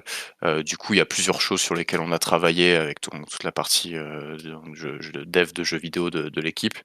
Il y a des choses qu'on a laissé tomber parce qu'au final sur le papier c'était bien, mais en pratique c'était pas top. Mais voilà, en ce moment on travaille là-dessus. Après du coup je vais pas donner d'infos exactement, surtout parce que enfin, y a rien de sûr là-dessus. Mais voilà, c'est un des objectifs qu'on a actuellement, c'est de pouvoir essayer de se démarquer un petit peu de Clash Royale, au-delà du fait qu'on a un univers assez différent quand même de Clash Royale, et c'est sur quoi on a se travailler d'avoir autre chose au niveau du gameplay, au niveau du jeu, de ça. Ok, ça marche. J'ai une petite question dans le chat. Alors, je pense qu'il y a quelqu'un qui y a répondu. Ça sera sur quelle plateforme votre jeu? Ça sera sur mobile et PC ou juste l'un ou juste l'autre? Là, ça sera sur mobile et PC, enfin sur mobile et navigateur web. En fait, dans un premier temps, on va sortir le jeu, enfin en tout cas l'alpha, elle sortira sur navigateur. Donc elle sera jouable via un navigateur PC, mais aussi via un navigateur mobile. C'est un peu le gros défi qu'on a là-dessus. C'est que l'idée, c'est qu'on puisse avoir un jeu jouable sur mobile en utilisant le navigateur. Parce que actuellement, il y a des techniques en fait pour pouvoir mettre un jeu Play to Earn sur l'App Store, sur le Play Store, etc. Donc pour l'instant, ça va, mais à tout moment, il peut y avoir un blocage en fait des apps vraiment poussées et on pourrait être interdit d'App Store. Et ce qui fait qu'en fait, dès le début, on a voulu investir là-dessus, avoir un jeu qui soit jouable via navigateur sur mobile pour faire qu'en cas, si jamais un jour ça arrivait qu'il y ait un blocage des stores, que le jeu soit jouable quand même sur mobile. Et bien jouable, donc c'est-à-dire fluide et enfin voilà, sans problème, sans... Cool, enfin, bien vu d'avoir pensé à ce plan B-là. Du coup, en termes de ressources, il faut un téléphone nouvelle génération, il faut un PC avec un petit peu de gomme. Ça donne quoi en termes de ressources, en termes de gourmandise de votre jeu vidéo? Non, pas du tout. Bah déjà sur navigateur, en fait, il y a une grosse partie côté serveur qui est prise. Donc il y a l'affichage après, nous l'affichage on l'optimise pour que ce soit, enfin c'est par exemple sur oui niveau PC, avoir un PC à peu près récent suffira. Si vous arrivez à faire tourner une vidéo YouTube, ça devrait suffire pour faire tourner le jeu. Faut bien voir que c'est donc on a pour ceux qui ont vu le trailer, c'est un trailer en 3D, mais le jeu en réalité est un jeu au format mobile bon c'est quand même de la 3D, mais c'est minimisé. Donc il y a moins de détails justement, on détaille un peu moins les personnages, etc. Parce que c'est moins nécessaire du coup dans le jeu et aussi pour optimiser là-dessus. Donc simplement, oui, bon, un téléphone assez récent si vous jouez sur l'app ou sur mobile, même si on essaie de s'ouvrir un peu à des téléphones un peu plus anciens, en essayant d'optimiser. Et après, pareil, un navigateur, un PC assez récent, mais pas du tout besoin que ce soit un PC de gaming ou autre. Ok, nickel. Est-ce qu'il y a peut-être des petites choses que tu veux rajouter sur lesquelles on ne serait pas passé, sur lesquelles j'aurais oublié de m'attarder au niveau de ton jeu en lui-même? Ouais, je réfléchis rapidement. Euh, on peut, bah, juste au niveau de la roadmap, du coup, sur les prochains mois, en fait, du coup, on l'avait update, on l'avait annoncé il y a 2, 3 semaines, quelque chose comme ça. Du coup, sur la fin d'année, en fait, ce qu'on a prévu. Euh, du coup, il y a donc ce mois-ci, on a la vente NFT justement des box NFT, donc en quantité limitée. Pareil, le mini-jeu qui sort et la marketplace NFT. Donc soit ce mois-ci, soit tout début octobre, la première semaine d'octobre. Ensuite, en octobre, on aura le round 2 de l'ICO qu'on devrait relancer. Pareil, une vente de NFT box, une deuxième avec d'autres personnages. Même si c'est en fonction de cette vente-là, en fait, ça va dépendre de ce que les personnes pensent du mini-jeu, etc. Et pareil, en octobre aussi, on prévoit une update du mini-jeu pour le rendre un peu moins mini et en fait rajouter un système de combat entre personnages, ce qui permet de rajouter de l'intérêt là-dessus pour les personnes et aussi c'est une mécanique qu'on a prévue sur le jeu d'ailleurs, ça c'est pas mal à souligner. Qu'en fait on veut faire une mise à jour, c'est l'objectif là-dessus, de faire une mise à jour du jeu en fait tous les 3 mois, en rajoutant du contenu, en rajoutant des personnages, etc. C'est des choses qui marchent bien, qui sont pas forcément faites dans le play to earn, et c'est justement un défaut. C'est que des personnes vont commencer à jouer un jeu et, euh, et en fait, bah, bon, forcément, au bout d'un mois ou 2 mois, on commence à se lasser, mais dès qu'on rajoute du nouveau contenu, ça donne l'envie de voir retourner au jeu, réessayer les nouvelles choses, les nouvelles mécaniques, et ça réinvente un peu le jeu à chaque fois. Ça, c'est quelque chose qu'on a prévu. Et du coup, sur le mini-jeu, c'est pareil. On a prévu de faire une mise à jour en octobre, donc probablement fin octobre. En novembre, donc on a l'alpha qui sort, ça j'en ai parlé. Et ensuite en décembre, pardon, la sortie du jeu, les IDO aussi. Ensuite la génération du token et le listing du token également. Ok. Pour avoir une idée de où est-ce qu'il va être listé le token? Sur PancakeSwap, je suppose. Et peut-être des CEX. Bah on va mettre déjà ouais, sur les DEX, donc ouais, PancakeSwap, etc. Après honnêtement, on est en discussion avec plein de DEX, plein de SEX, exactement. Donc CEX pour être plus clair là-dessus. Euh, donc, on est en discussion là-dessus. Après, c'est pareil, c'est comme les launchpads, hein, on est en discussion avec pas mal de launchpads, mais le souci dans la crypto, c'est que de toute façon, enfin, tous les CEX ou les DEX où on a besoin enfin, d'être en partenariat entre guillemets avec la plateforme, c'est des choses qui vont se faire au dernier moment. Parce que à chaque fois, c'est pas quelque chose qu'on peut planifier à l'avance, en fait, 3 mois à l'avance. Donc là, on a déjà des accords de principe, donc des plateformes qui sont intéressées justement pour lister le token. Mais on attend toujours le dernier moment d'être sûr et de vraiment pouvoir l'annoncer parce que tout peut changer à tout moment. Il y a même des plateformes d'ici décembre qui pourraient mourir. Mais et justement, c'est pour revenir sur quelque chose là-dessus. C'est que quand Et on t'a perdu. J'ai lâché le meilleur, là, on t'a perdu. hop, excusez-moi, j'ai débranché mon micro. Ouais, c'est juste ça, c'est pour ceux éventuellement, s'il y en a qui sont intéressés là-dessus, sur comment travailler en crypto. Enfin, pendant l'été, du coup, on travaillait sur la vente NFT. Comme je disais, nous, on travaille toujours un peu 2-3 mois à l'avance de ce qui va se passer. Et en fait, on avait commencé à discuter avec des plateformes sur lesquelles on devait vendre les NFT. Donc, on devait les vendre sur notre site et aussi sur d'autres plateformes. Et entre, du coup, fin juin, début juillet et septembre, en fait, il y a plusieurs de ces plateformes qui sont devenues quasiment, enfin, où il n'y a plus personne, en fait. C'était des plateformes qui ont vraiment explosé quand il y a eu le bull run, etc. Mais qui là maintenant ont commencé à un peu mourir en fait. Et du coup, on a annulé les partenariats qu'on avait prévus avec eux là-dessus parce qu'il n'y avait plus d'intérêt pour nous. Enfin, ils avaient plus de communauté, etc. Et voilà. Donc c'est pour dire là-dessus que voilà, même par exemple pour les IDO ou pour les plateformes de listing, pour les DEX, etc. Ça sert à rien en fait de s'y prendre trop à l'avance et d'annoncer des choses parce qu'à tout moment, il y a quelque chose qui peut changer, quoi. Même des plateformes énormes peuvent mourir. Donc c'est un peu, voilà. T'es en train de faire peur à tout le monde, là. Non, non, non, non, c'est pas pour ça. Juste, voilà. Non, non, mais c'est vrai Et- qu'on est dans le milieu de la crypto, hein, et on a eu l'exemple récemment avec des gros géants, hein, qui ont sombré, hein, qui ont fait une espèce de remake du Titanic que tout le monde croyait incoulable et qui, en quelques jours, sont retrouvés complètement à la ramasse, quoi. que ça. Même quand je parle de mourir, hein, mais ça peut être même juste, par exemple, une plateforme qui a la vogue, mais en fait qui, d'ici décembre, est beaucoup moins intéressante, ou alors a eu des scandales ou des choses comme ça. Bon, bah voilà, c'est mieux de voir ça au jour le jour. Enfin, au jour le jour. En général, c'est 2 semaines, 3 semaines à l'avance qu'on voit tout ça. Et voilà, ça se fait un peu au dernier moment pour être sûr. Ok. Du coup, tu nous as reparlé de faire un deuxième round d'ICO. Vous en avez prévu combien au total de rounds? Dans l'idée, ça devrait être le dernier round en fait, donc ça va paraître bizarre parce qu'on avait un troisième round de prévu. Donc pour faire ça sans trop donner d'infos, l'idée c'est que ça sera un round un peu bizarre. C'est quelque chose que, en tout cas, j'ai pas vu. Enfin, on en a parlé en fait entre nous, et c'était une idée qu'on avait commencé à développer. C'est de faire un round un peu inédit, un peu différent des mécaniques des ICO normales, un truc un peu plus, je sais pas comment dire, stimulant. Et en fait, ça serait le dernier round parce que ce serait une sorte de round évolutif pour faire simple où il se passe des choses. Enfin bon, voilà. Je vais pas trop donner de détails parce que c'est pas quelque chose qu'on a annoncé, mais en fait l'idée c'est donc de base on avait prévu 3 rounds et en fait ce serait un round qui intégrerait le round 2 et 3 à la fois, mais du coup en fait ce serait le seul round. Et ce serait une SEO qui durerait un peu longtemps, donc quelque chose comme un mois par exemple, un mois ou 2 mois. Ok, ça marche, nickel. Je pense qu'on a fait un bon tour du jeu. Est-ce qu'il y aurait des masques qui auraient des questions par tout hasard auxquelles on n'aurait pas répondu durant cet échange? Alors, dans le chat, j'ai le prix des rounds 2 et 3 était différent. Quel sera le vrai s'il n'y en a plus qu'un? Là, je Ah pense c'est que ça. ça va demander à révéler une partie de la potion magique. Bah pour faire simple, justement, c'est ça. En fait, les prix des 2 rounds seront dans l'ICO. En fait, parce que pour faire simple, donc il y aura un système où le prix va changer en fonction de certaines raisons, etc.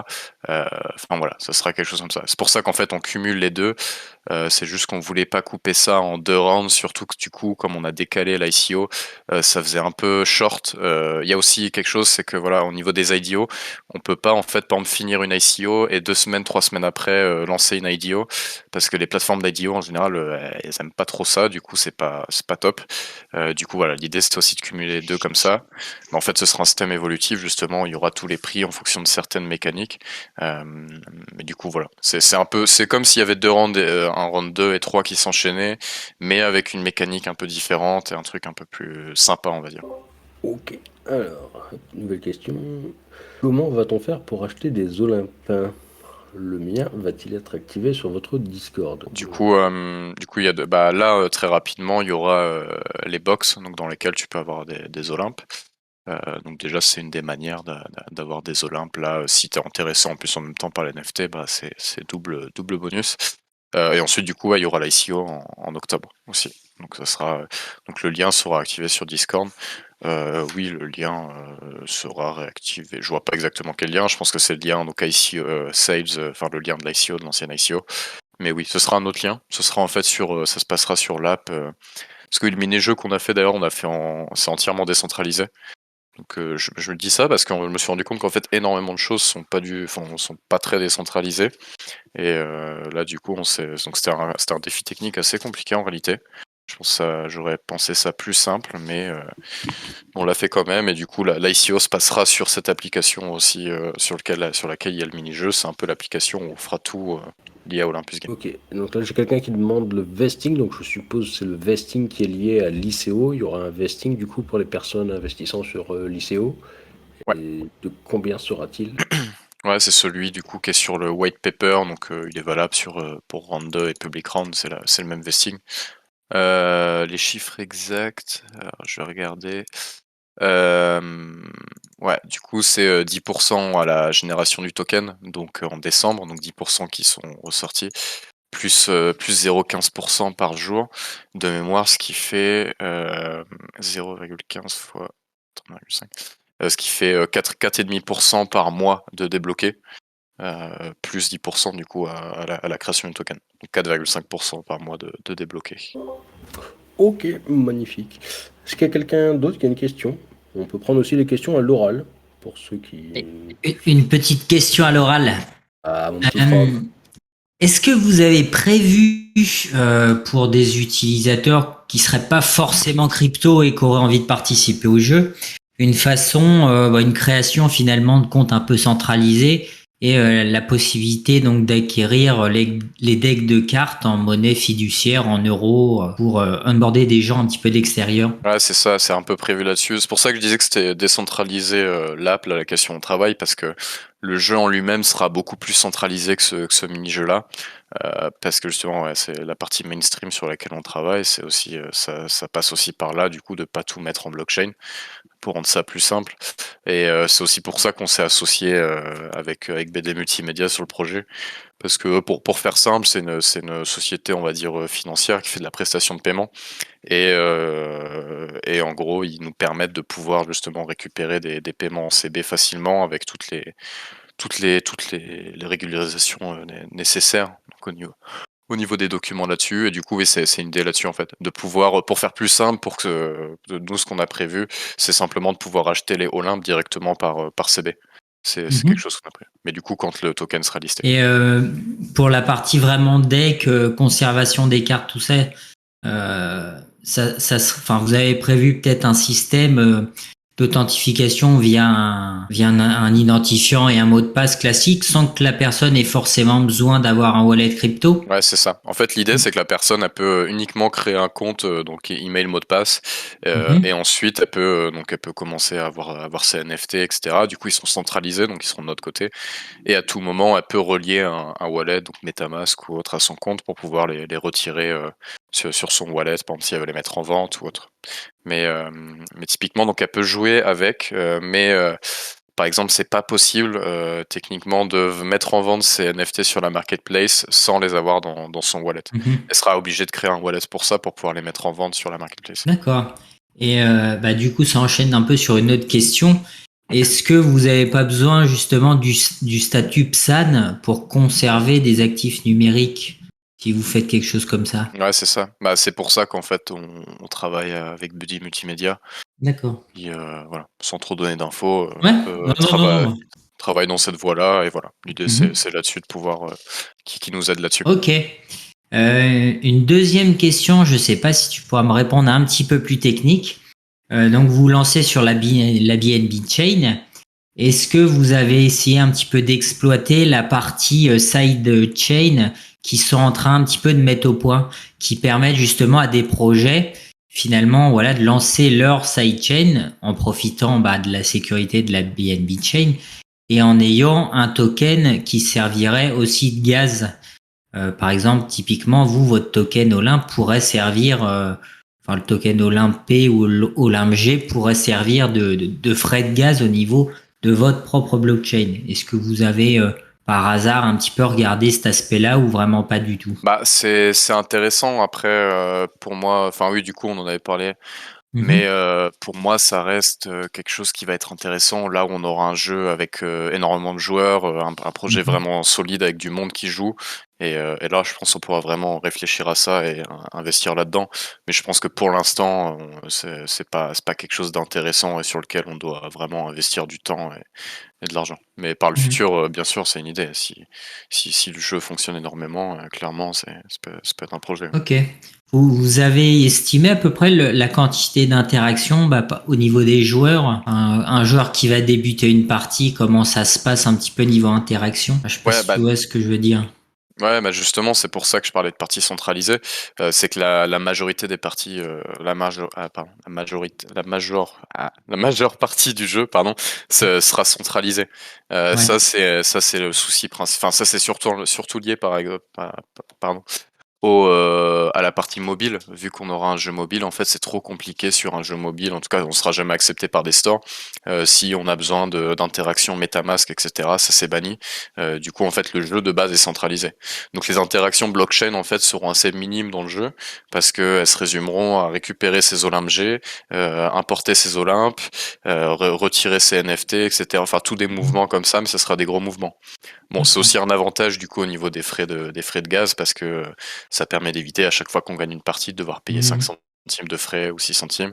Et voilà. Ouais, puis c'est vrai que techniquement, un jeu, enfin, c'est difficile de faire un jeu 100% décentralisé, étant donné que à partir du moment où il y a des choix des utilisateurs, derrière il y a quand même des vérifications à faire si c'est possible ou pas, et si à chaque fois fallait envoyer, enfin faire une transaction au niveau blockchain pour vérifier tous ces éléments. Je pense que ça coûterait vite cher pour un petit peu tout le monde. Ouais, c'est ça.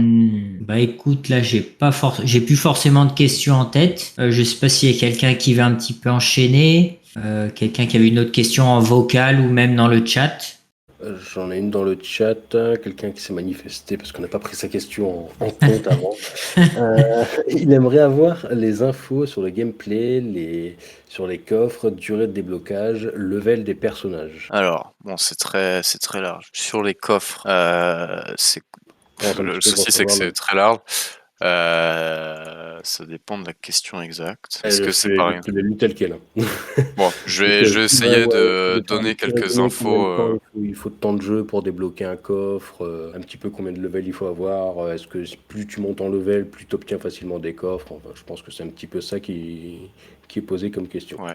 Alors, je vais ouvrir directement le game design hein, parce que c'est pas des infos que j'ai en tête. Tac, tac, tac. Alors le gameplay, le match. Alors, donc sur les coffres, les coffres, il y en a 4 de différents. Du coup, en fonction du coffre, ça va. Pour faire simple, les coffres ils sont gagnés, peu importe le level joueur de la personne, mais en fait en fonction de, c'est un pourcentage à chaque game gagné, donc c'est uniquement quand une personne gagne une game.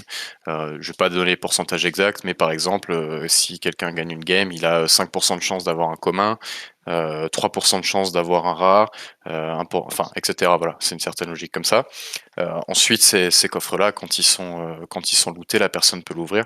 Lorsqu'elle l'ouvre, elle a un délai à attendre. Donc, elle a un délai qui dépend du coup de la partie, qui dépend de la rareté du coffre. Je sais pas si j'ai les heures là-dessus direct.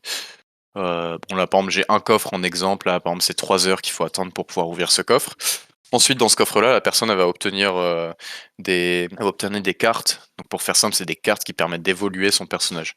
Donc, typiquement, un personnage qui va commencer level 1, donc qui est obtenu dans le starter pack, par exemple, il va demander 5 cartes, par exemple. Donc, la personne doit récupérer 5 cartes.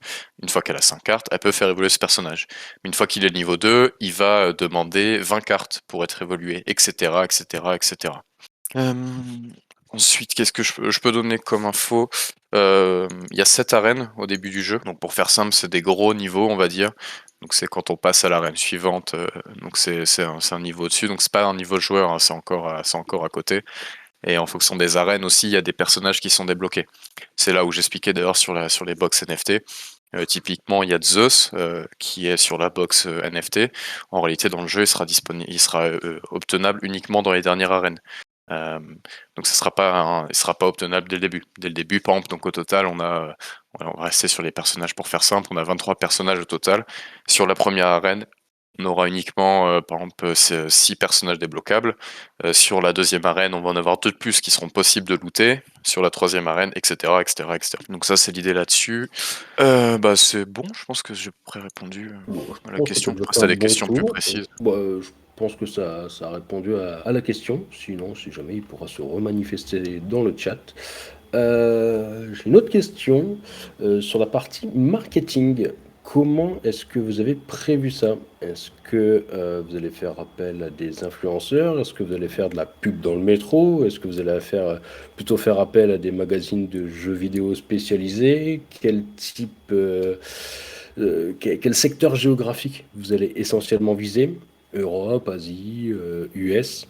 Bref, un petit peu comment vous allez gérer cette partie marketing pour faire connaître justement votre jeu et que la mayonnaise puisse prendre comme il faut. Ouais. Bon, déjà, le marketing, on a fait tout du long. On avait pas mal ralenti quand même pendant l'été parce qu'on n'avait pas de news. Là, on est en train de relancer justement le marketing avec la sortie du mini-jeu et en même temps l'approche de la sortie du jeu en fin d'année. Du coup, en fait, il y a plusieurs étapes dans le marketing. Donc déjà au tout début, donc en début d'année, on a fait principalement du marketing en France, donc avec des influenceurs français, etc.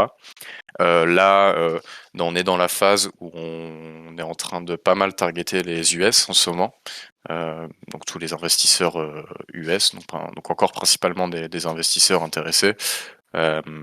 Et on a commencé aussi un peu à aller sur la target typique Play to Earn, donc les Philippines pardon et le Brésil. Ensuite en fin d'année, l'idée c'est justement d'aller beaucoup plus sur la partie Philippines, Brésil et tous les pays vraiment qui jouent énormément au Play to Earn, toujours en targetant un petit peu les US, la France également parce qu'on reste un projet avec des associés français, du coup voilà, on target quand même la France là-dessus. Et ensuite, donc à partir de janvier, voire tout fin décembre, l'idée c'est de pouvoir aller sur une cible qui est la cible de Clash Royale justement. Donc tous les influenceurs Clash Royale, on a déjà fait quelques tests avec un influenceur assez connu pour voir ce que ça donnait et comment les gens réagissaient pour comprendre un petit peu comment leur parler, comment leur expliquer l'intérêt. Et d'ailleurs, même en ce moment, on continue à faire là-dessus. Ensuite, au niveau des canaux, on essaie vraiment de diversifier au maximum et d'être un peu créatif. Donc là, pour faire sympa en ce moment, donc on fait influenceur YouTube, Twitter, enfin voilà, un peu tous les réseaux. On est en train de faire avec Reddit aussi, donc sur leur système d'advertising. Après, on est encore en discussion avec eux parce que c'est sur acceptation chez Reddit. Il n'y a pas tout le monde qui peut faire de la pub chez eux pour des projets crypto. C'est uniquement sur acceptation du projet, donc on est en train de leur pitcher, etc. Ensuite, en autres canaux, pour aller rapidement, du coup, il y a ça. Du coup, principalement pour Clash Royale, ce sera YouTube, donc tous les influenceurs YouTube, TikTok également. Donc ça, c'est uniquement pour la partie Clash Royale parce qu'actuellement, il n'y a pas d'intérêt au niveau investisseur sur TikTok. J'ai déjà fait de la pub pour d'autres choses à côté et c'est rarement des investisseurs dessus, c'est plutôt des gens assez jeunes, même s'il y a beaucoup de gens entre guillemets âgés qui sont sur TikTok, c'est pas forcément ceux qui sont les plus touchés par les pubs. Voilà, je pense que c'est à peu près bon. S'il y a des questions plus précises. À part des conneries dans le chat, je vois pas de questions sérieuses. J'ai rien dit. J'ai vu passer quelque chose sur votre compte Twitter qui parlait que vous étiez à la recherche de personnel à la recherche d'ambassadeurs, pas de personnel. D'ailleurs, double question, enfin, vous êtes du coup à la recherche d'ambassadeurs. En quoi va consister un petit peu ce rôle d'ambassadeur? Combien vous en cherchez? Et est-ce que vous, du coup, en parallèle, vous continuez à chercher de vouloir étoffer votre équipe en interne, que ce soit côté jeux vidéo, côté Discord, enfin bref, est-ce que vous avez encore besoin de petites mains dans votre entreprise? Du coup, c'est marrant que tu mélanges ambassadeur et job parce que c'est vrai on a reçu justement pas mal de personnes qui ont participé au programme ambassadeur en pensant que c'était vraiment un travail. Bon, pourtant, on a essayé d'être assez clair sur le site, mais bon. Du coup, le programme ambassadeur, l'idée globalement, c'est par exemple quelqu'un qui aime le projet, qui fait partie de la communauté du projet ou pas, ou quelqu'un qui découvre le projet via ça, mais qui trouve le projet très intéressant. Si enfin, même pas besoin d'être un ambassadeur, en fait. Si c'est une personne qui a une petite communauté ou qui se dit ah mais je pourrais en parler là-bas, etc. Enfin voilà, qui se dit ah mais je pourrais aider le projet à se faire connaître. L'idée de ce programme, c'est en fait que ce soit donnant-donnant. Donc la personne puisse promouvoir le projet. Donc nous, on va lui donner des infos, on va lui donner des visuels, etc. pour promouvoir le projet de son côté.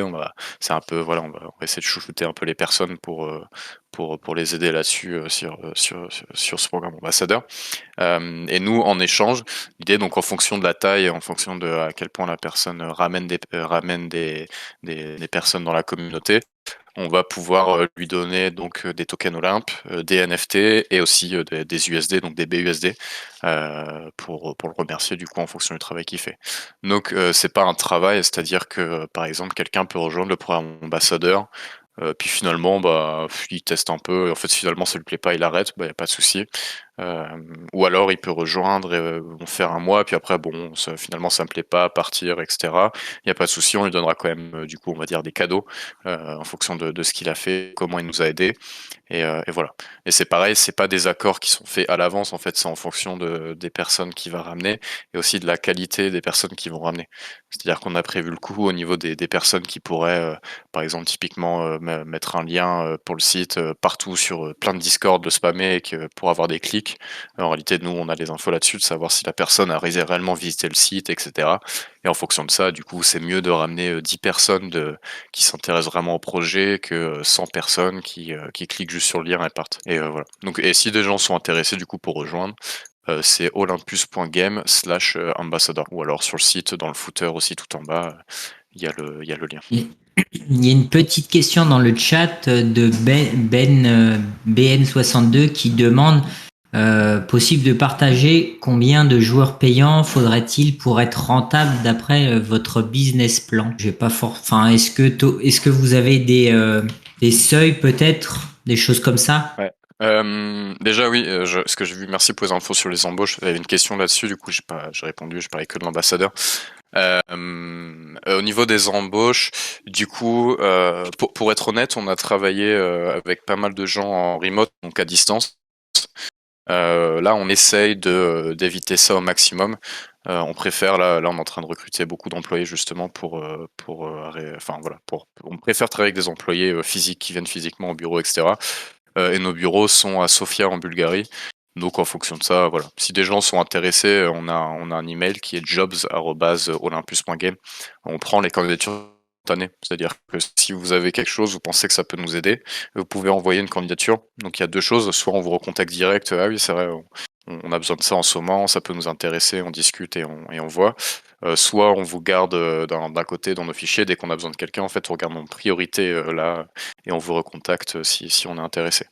Après, si vraiment vous pensez énormément nous aider et que vous voulez pas venir travailler en Bulgarie, vous pouvez toujours envoyer une candidature, spécifier que vous voulez en remote, d'expliquer pourquoi vous pourrez nous aider et voilà, et on peut toujours réfléchir à ça. Et voilà.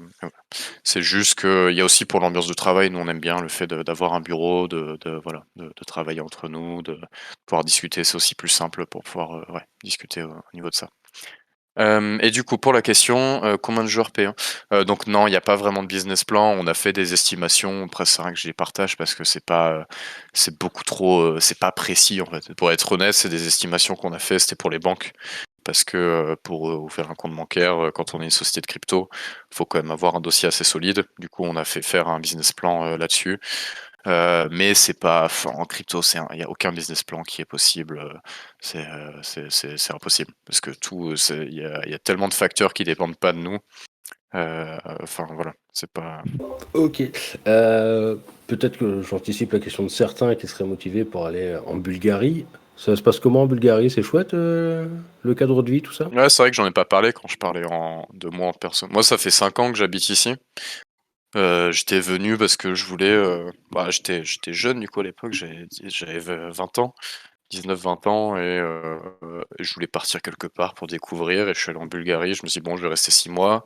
Après, je me suis dit: «Bon, je vais rester 1 an» et au final, je suis jamais, vraiment reparti du coup, ouais, non, c'est sympa la Bulgarie. C'est sympa, enfin, en tout cas, Sofia, moi, j'habite, c'est la capitale, c'est vraiment sympa. Il y a un niveau de vie, qui est bien et voilà. C'est intéressant puis c'est moi, ce que j'aime bien, c'est que c'est un pays qui se développe, qui a encore beaucoup à se développer. C'est pas comme la France, mais justement, j'aime bien voir des choses qui bougent, des choses qui s'améliorent, un pays qui se développe, c'est sympa à y vivre. Il y a peut-être des communautés de Français un petit peu là-bas dans le coin qui se regroupent dans des workspaces, des choses comme ça. Ouais, il y en a. Bah, Ouais. au tout début, quand je suis arrivé, il y avait pas énormément de Français. Il y a de ça 10 ans, les Français, ça se comptait sur les doigts de la main, Mhm. ceux qui y vivaient. Maintenant, il y en a de plus en plus. Il y a énormément de Français, ouais, qui viennent ici, qui s'expatrient.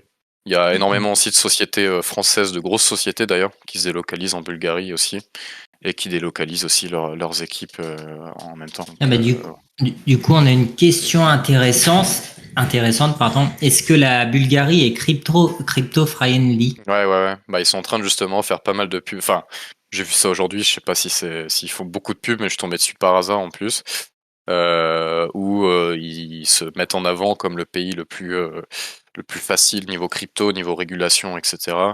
Et c'est vrai qu'en parlant à d'autres personnes qui, eux, avaient des sociétés en France ou au Portugal ou autre et qui étaient dans la crypto, c'est vrai qu'on a de la chance là-dessus. C'est vraiment très simple, en tout cas pour l'instant, hein, ça peut changer, même si voilà, en général, ils aiment bien faciliter les choses. C'est voilà, c'est vraiment assez simple ici et c'est pratique que le pays, entre guillemets, nous laisse un peu tranquille là-dessus et nous embête pas à devoir faire plein de déclarations ou autre et ouais, c'est pratique. Mais du coup, ouais, ils sont plutôt crypto-friendly, ouais. D'accord, bon, bah, écoute, tant mieux. Enfin, c'est une bonne chose. Et tiens, enfin, question. L'entreprise, elle serait fondée en Bulgarie, justement, ou plutôt directement en France, Ouais, derrière Olympus? ouais, la société, elle est en Bulgarie, D'accord. ça s'appelle, Ouais, bon. Olympus Game, AD. Ouais. Non, bah après, c'est vrai que si tout ce qui est réglementation, c'est un petit peu plus souple, il y a peut-être, enfin, oui, il y a peut-être des intérêts, c'est peut-être plus intéressant finalement de faire ça comme ça. Bah, en fait, oui, c'est ce qu'on a vu au début, en même temps que BD Multimédia Investi, justement, on a vu avec eux. Parce que bon, bah, moi, forcément, j'étais déjà en Bulgarie depuis 5 ans, comme j'ai dit. Donc, moi, ça me paraissait intéressant la Bulgarie, mais on a quand même regardé les autres options. Parce qu'en soi, une société, on peut la mettre un peu n'importe où, hein. C'est pas obligé qu'elle soit là où on habite. Mais au final, ouais, ça restait quand même la Bulgarie le plus intéressant parmi pas mal de pays, et aussi le plus simple parce que du coup, je connais assez bien la législation ici. Et voilà. Mais ça restait plus intéressant la Bulgarie que la France ou même d'autres destinations un peu paradisiaques, on va dire. C'était quand même plus intéressant la Bulgarie. Ok. Qu'est-ce qu'on a comme question? Donc on avait une question par rapport à la revente du Olympe. S'il y avait une taxe à la revente, en fait, Ryanoub, tu auras une taxe si tu convertis en fiat. Comme ce que Doc Marmotte te disait, si tu convertis pas en fiat, en fait, t'as pas d'action d'imposition. Qu'est-ce qu'on a d'autre? Bah, je crois qu'il y a plus d'autres questions. Je sais pas si Doc, tu voulais, t'en as vu passer d'autres. Non, bah, je pense que je vais poser une petite question dans le chat, puis on va voir si un petit peu la réaction. Euh, Question de rapidité. Non, même pas. J'ai l'impression qu'il y a une question qui demande ça. Les taxes sur la crypto, c'est 10% en Bulgarie, à titre personnel. Si vous achetez, vous revendez, votre plus-value, c'est 10%. C'est mieux que les 30 déjà. C'est un peu plus intéressant. Pour l'instant, il y a 5, 6, 7. Ah, ça s'enflamme un petit peu là. Il y a au moins une dizaine de personnes qui seraient motivées à tester ce jeu. Est-ce qu'il y en a qui ont déjà investi dans l'ICO? Ouais, Comerf qui a déjà investi dans l'ICO. Du coup, si admettons, là, il y en a qui viennent de découvrir le jeu et qui sont chauds patates pour jouer à l'alpha, ils n'ont aucun moyen d'aller choper des jetons pour pouvoir jouer à l'alpha en avant-première. Si, sur la vente NFT, justement. Il y a des tokens dans les box. Du D'accord. coup. Donc, c'est pas 100% de chance, mais voilà. De toute façon, bon, les détails sont sur le site. Oui, d'ailleurs, certains veulent, c'est nft.olympus.game. Et vous avez le détail des box avec les pourcentages de chance, etc. de gagner. Mais du coup, oui, c'est possible, c'est clairement possible. Et les montants en Olympe, honnêtement, sont assez généreux, on va dire. Donc, Ok. Bon, bah, du coup, Matt, je te laisse annoncer la surprise à notre chère communauté. Ouais. Du coup, on va offrir, allié à cette vente NFT, on va offrir 3 box NFT là, parmi tous ceux qui sont présents dans le vocal. Donc pour ça, ce qu'on va faire, c'est que je vais vous poser des questions. Donc ça va être des questions par rapport à ce qu'on a parlé. Donc j'espère que vous avez bien écouté, ce qui est quand même beaucoup d'infos. Je pense que je vais faire et du coup, mais vous devez mettre la réponse dans le chat et ensuite comment on fait tu choisis au hasard quelqu'un ou Non, non, non, non, c'est au premier qui donne la réponse, question de Ah, c'est le rapide. premier. Ok, Ouais, d'accord. on fait fumer les claviers.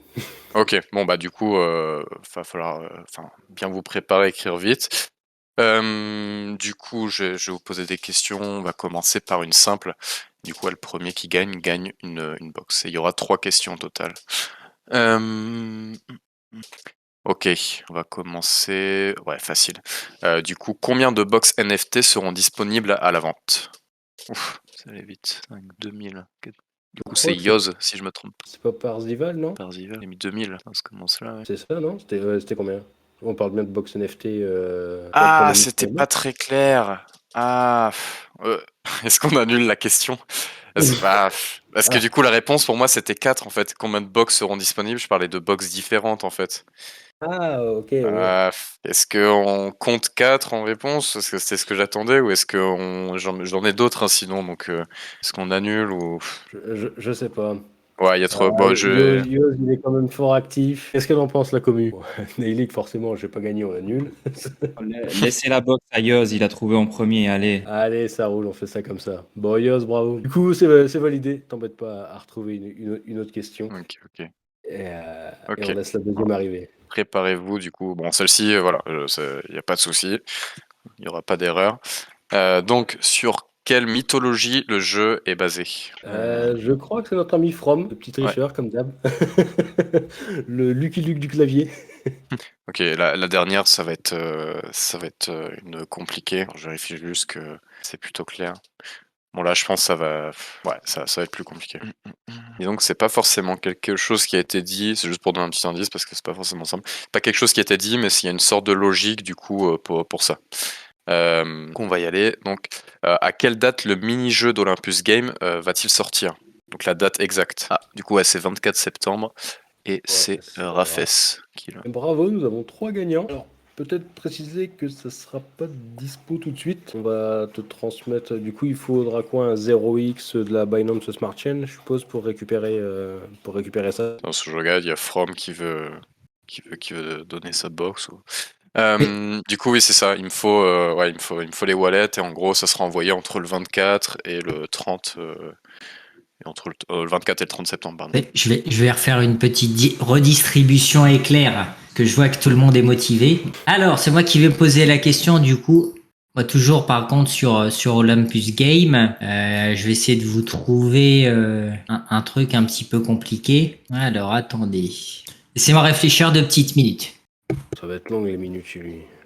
Je vais chercher une bière, je reviens. Faut qu'un truc, les gens puissent répondre aussi. Ah, ouais, j'en ai un. J'en ai une petite si jamais. Ouais, là, je suis en train de la taper. Au pire, s'il y a un... Attends. Est-ce que vous êtes prêts? Allez. Attention, je vais mettre le chrono comme ça. Hop. Ah, ça y est. On en a un. Matt. Cadeau. Non, c'est Matt. C'est 500 millions. 500 millions de tokens. Ah, ok. Eh bien, magnifique, Matt. Bon, Matt, par contre, faudra acheter un masque hein, pour la prochaine fois si tu veux participer. Ah, merde. Tiens, je vois Yop, mais non, mais Yop, je connais ça en fait. C'est un bug de ton côté. C'est un lag de Taco, mais nous en fait, on voit la vraie chose. Mais toi, parfois, tu vois ton message avant les autres. J'ai déjà eu ça. C'est Discord qui fait ça. C'est un petit lag. Ton ping, il est pas très bon. Ok, bon, en tout cas, vraiment merci d'avoir régalé les masques. J'espère qu'ils feront bon usage de cette petite box, qu'ils s'amuseront bien avec. Je sais pas si on a abordé. Ah, ouais, si, j'ai rien dit, on l'a abordé déjà le prix des box. Est-ce que. On n'a peut-être pas parlé de la différence qu'il y avoir, parce que tu nous as parlé qu'il allait y avoir 4 niveaux de box. Qu'est-ce qu'on va pouvoir trouver dans les premières gammes, seconde gamme, troisième et dernière? Ouais, bah du coup, il y a la première box déjà, donc la moins chère qui est à 30 $. C'est la seule où il n'y a pas une certitude d'avoir un personnage en fait. Donc il y a une chance chance sur 2, donc 50% de chance d'obtenir un personnage. Sur les autres, il y a une chance, il y a un personnage par box pour sûr. En fait, la différence entre chaque box, ça va être déjà le personnage qui peut être obtenu. Donc en gros, par exemple sur la légendaire, typiquement donc la dernière box la plus chère, on va avoir par exemple Zeus qui est pas obtenable dans les autres box. Donc plus on va aller en box haute, plus on va avoir des personnages qui seront disponibles en quantité limitée. En plus de ça, ces personnages ils ont une rareté qui sera conservée en jeu. Donc ils peuvent être soit donc communs, normaux, ils peuvent être en or ou ils peuvent être en diamant. Et la différence sur le mini-jeu, ça va être qu'en fait un personnage diamant il pourrait être évolué plus haut sur le mini-jeu, donc jusqu'au niveau 6, alors qu'un personnage en or pourrait être évolué jusqu'au niveau 5, et au niveau 4 pour un personnage commun. Je vérifie juste que je dis pas... Oui, c'est ça, je me suis pas trompé. Donc ça va être une des différences. Ensuite, oui, il y a la rareté des personnages, donc forcément plus on va en haut dans les box, puis on a des personnages qui seront délivrés peu sur la vente NFT, par exemple. Donc c'est pour ça aussi la différence des quantités de box. Pour donner un exemple, la commune, il y a 1000 box de disponibles. La légendaire, il n'y en a que 120 ou 140. J'ai plus le chiffre en tête exactement. Bon, 120 ou 140, de toute façon c'est marqué après en détail sur le site.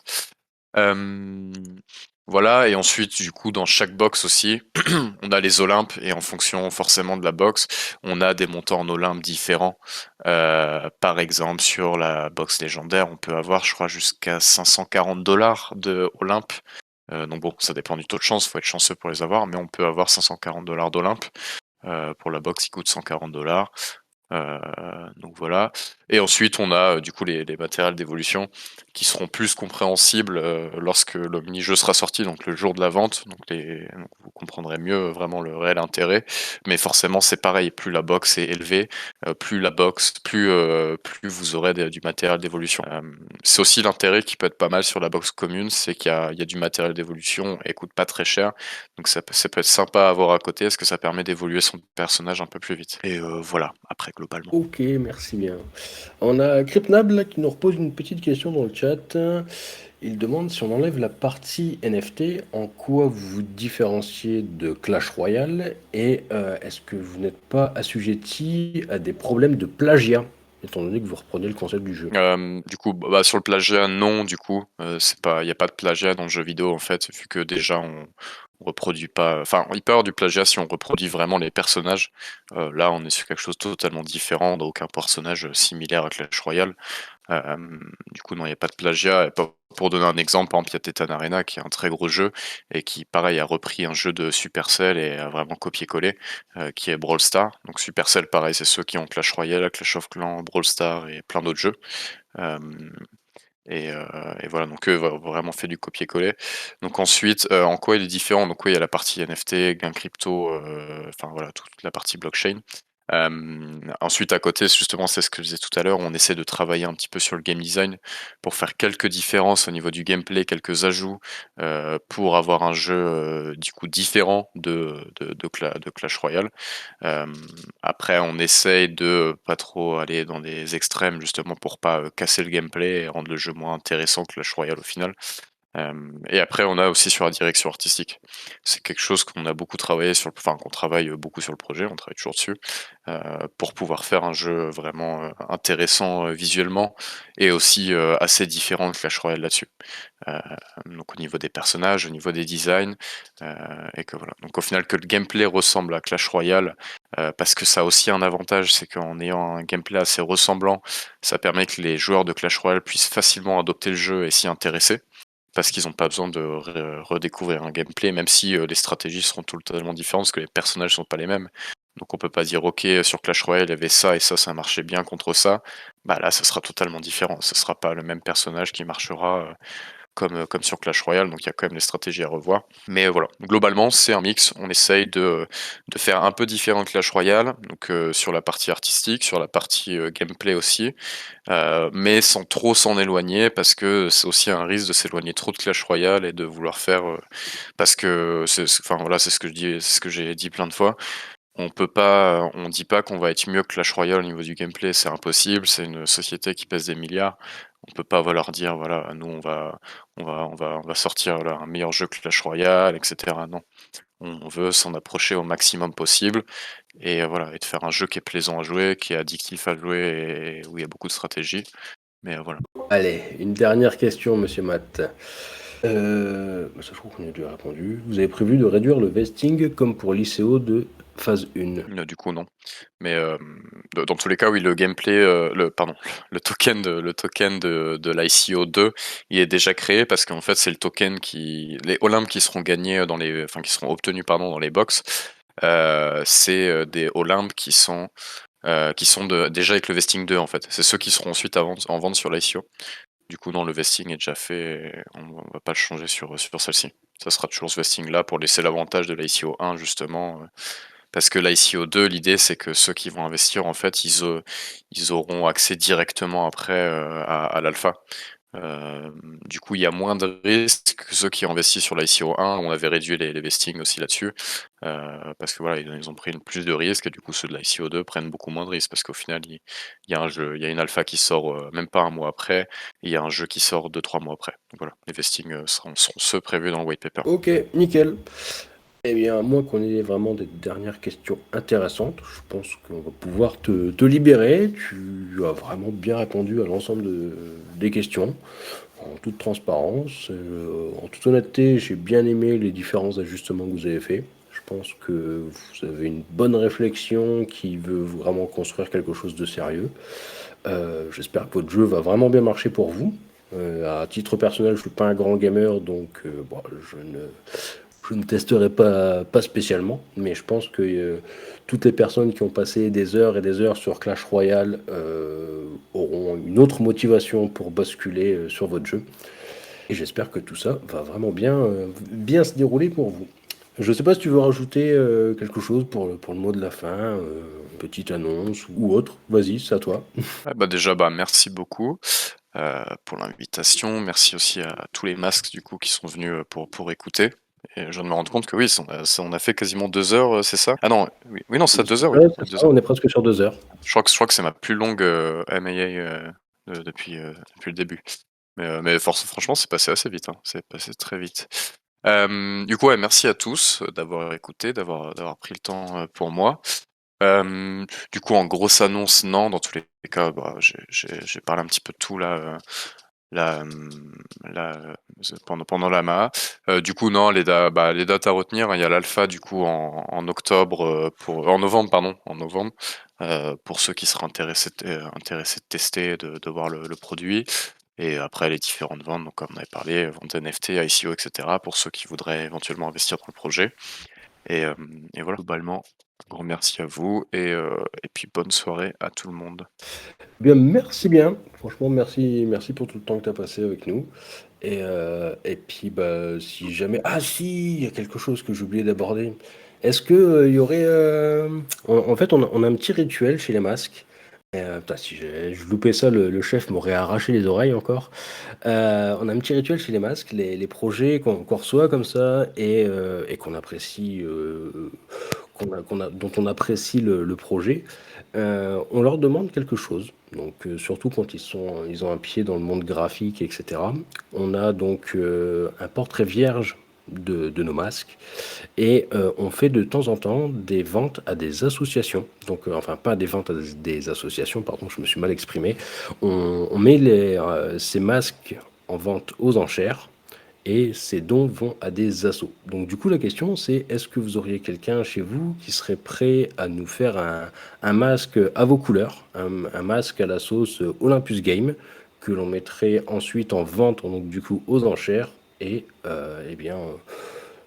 entre communs on choisirait une association qui pourrait bénéficier des dons de cette vente. Ouais, mais d'ailleurs, je crois que j'ai vu un post sur le Discord par rapport à ça, par rapport au masque justement, ouais. Un code d'association, etc. Du coup, bien sûr, avec plaisir. Suffit de m'envoyer l'exemple vierge et puis dans la semaine, ça sera fait, hein. Ok, ça marche. Eh bien, je me charge de t'envoyer ça. Et puis, par avance, un grand merci. Et du coup, on reste en contact, hein. On discutera un petit peu ensemble de l'assaut à récompenser, etc. Si vous avez des propositions à faire. En général, je sais que nous, on aime bien proposer plusieurs assauts et après, c'est la commu qui décide au travers de votes. Mais du coup, on se tient au courant en DM. Et merci bien d'avoir accepté. Ça fait toujours plaisir de voir des projets qui œuvrent dans le bon sens. Ah, super. Merci à vous, à tous, et bonne soirée à tout le monde. Merci bien, Matt. Allez, ciao, ciao. Ciao.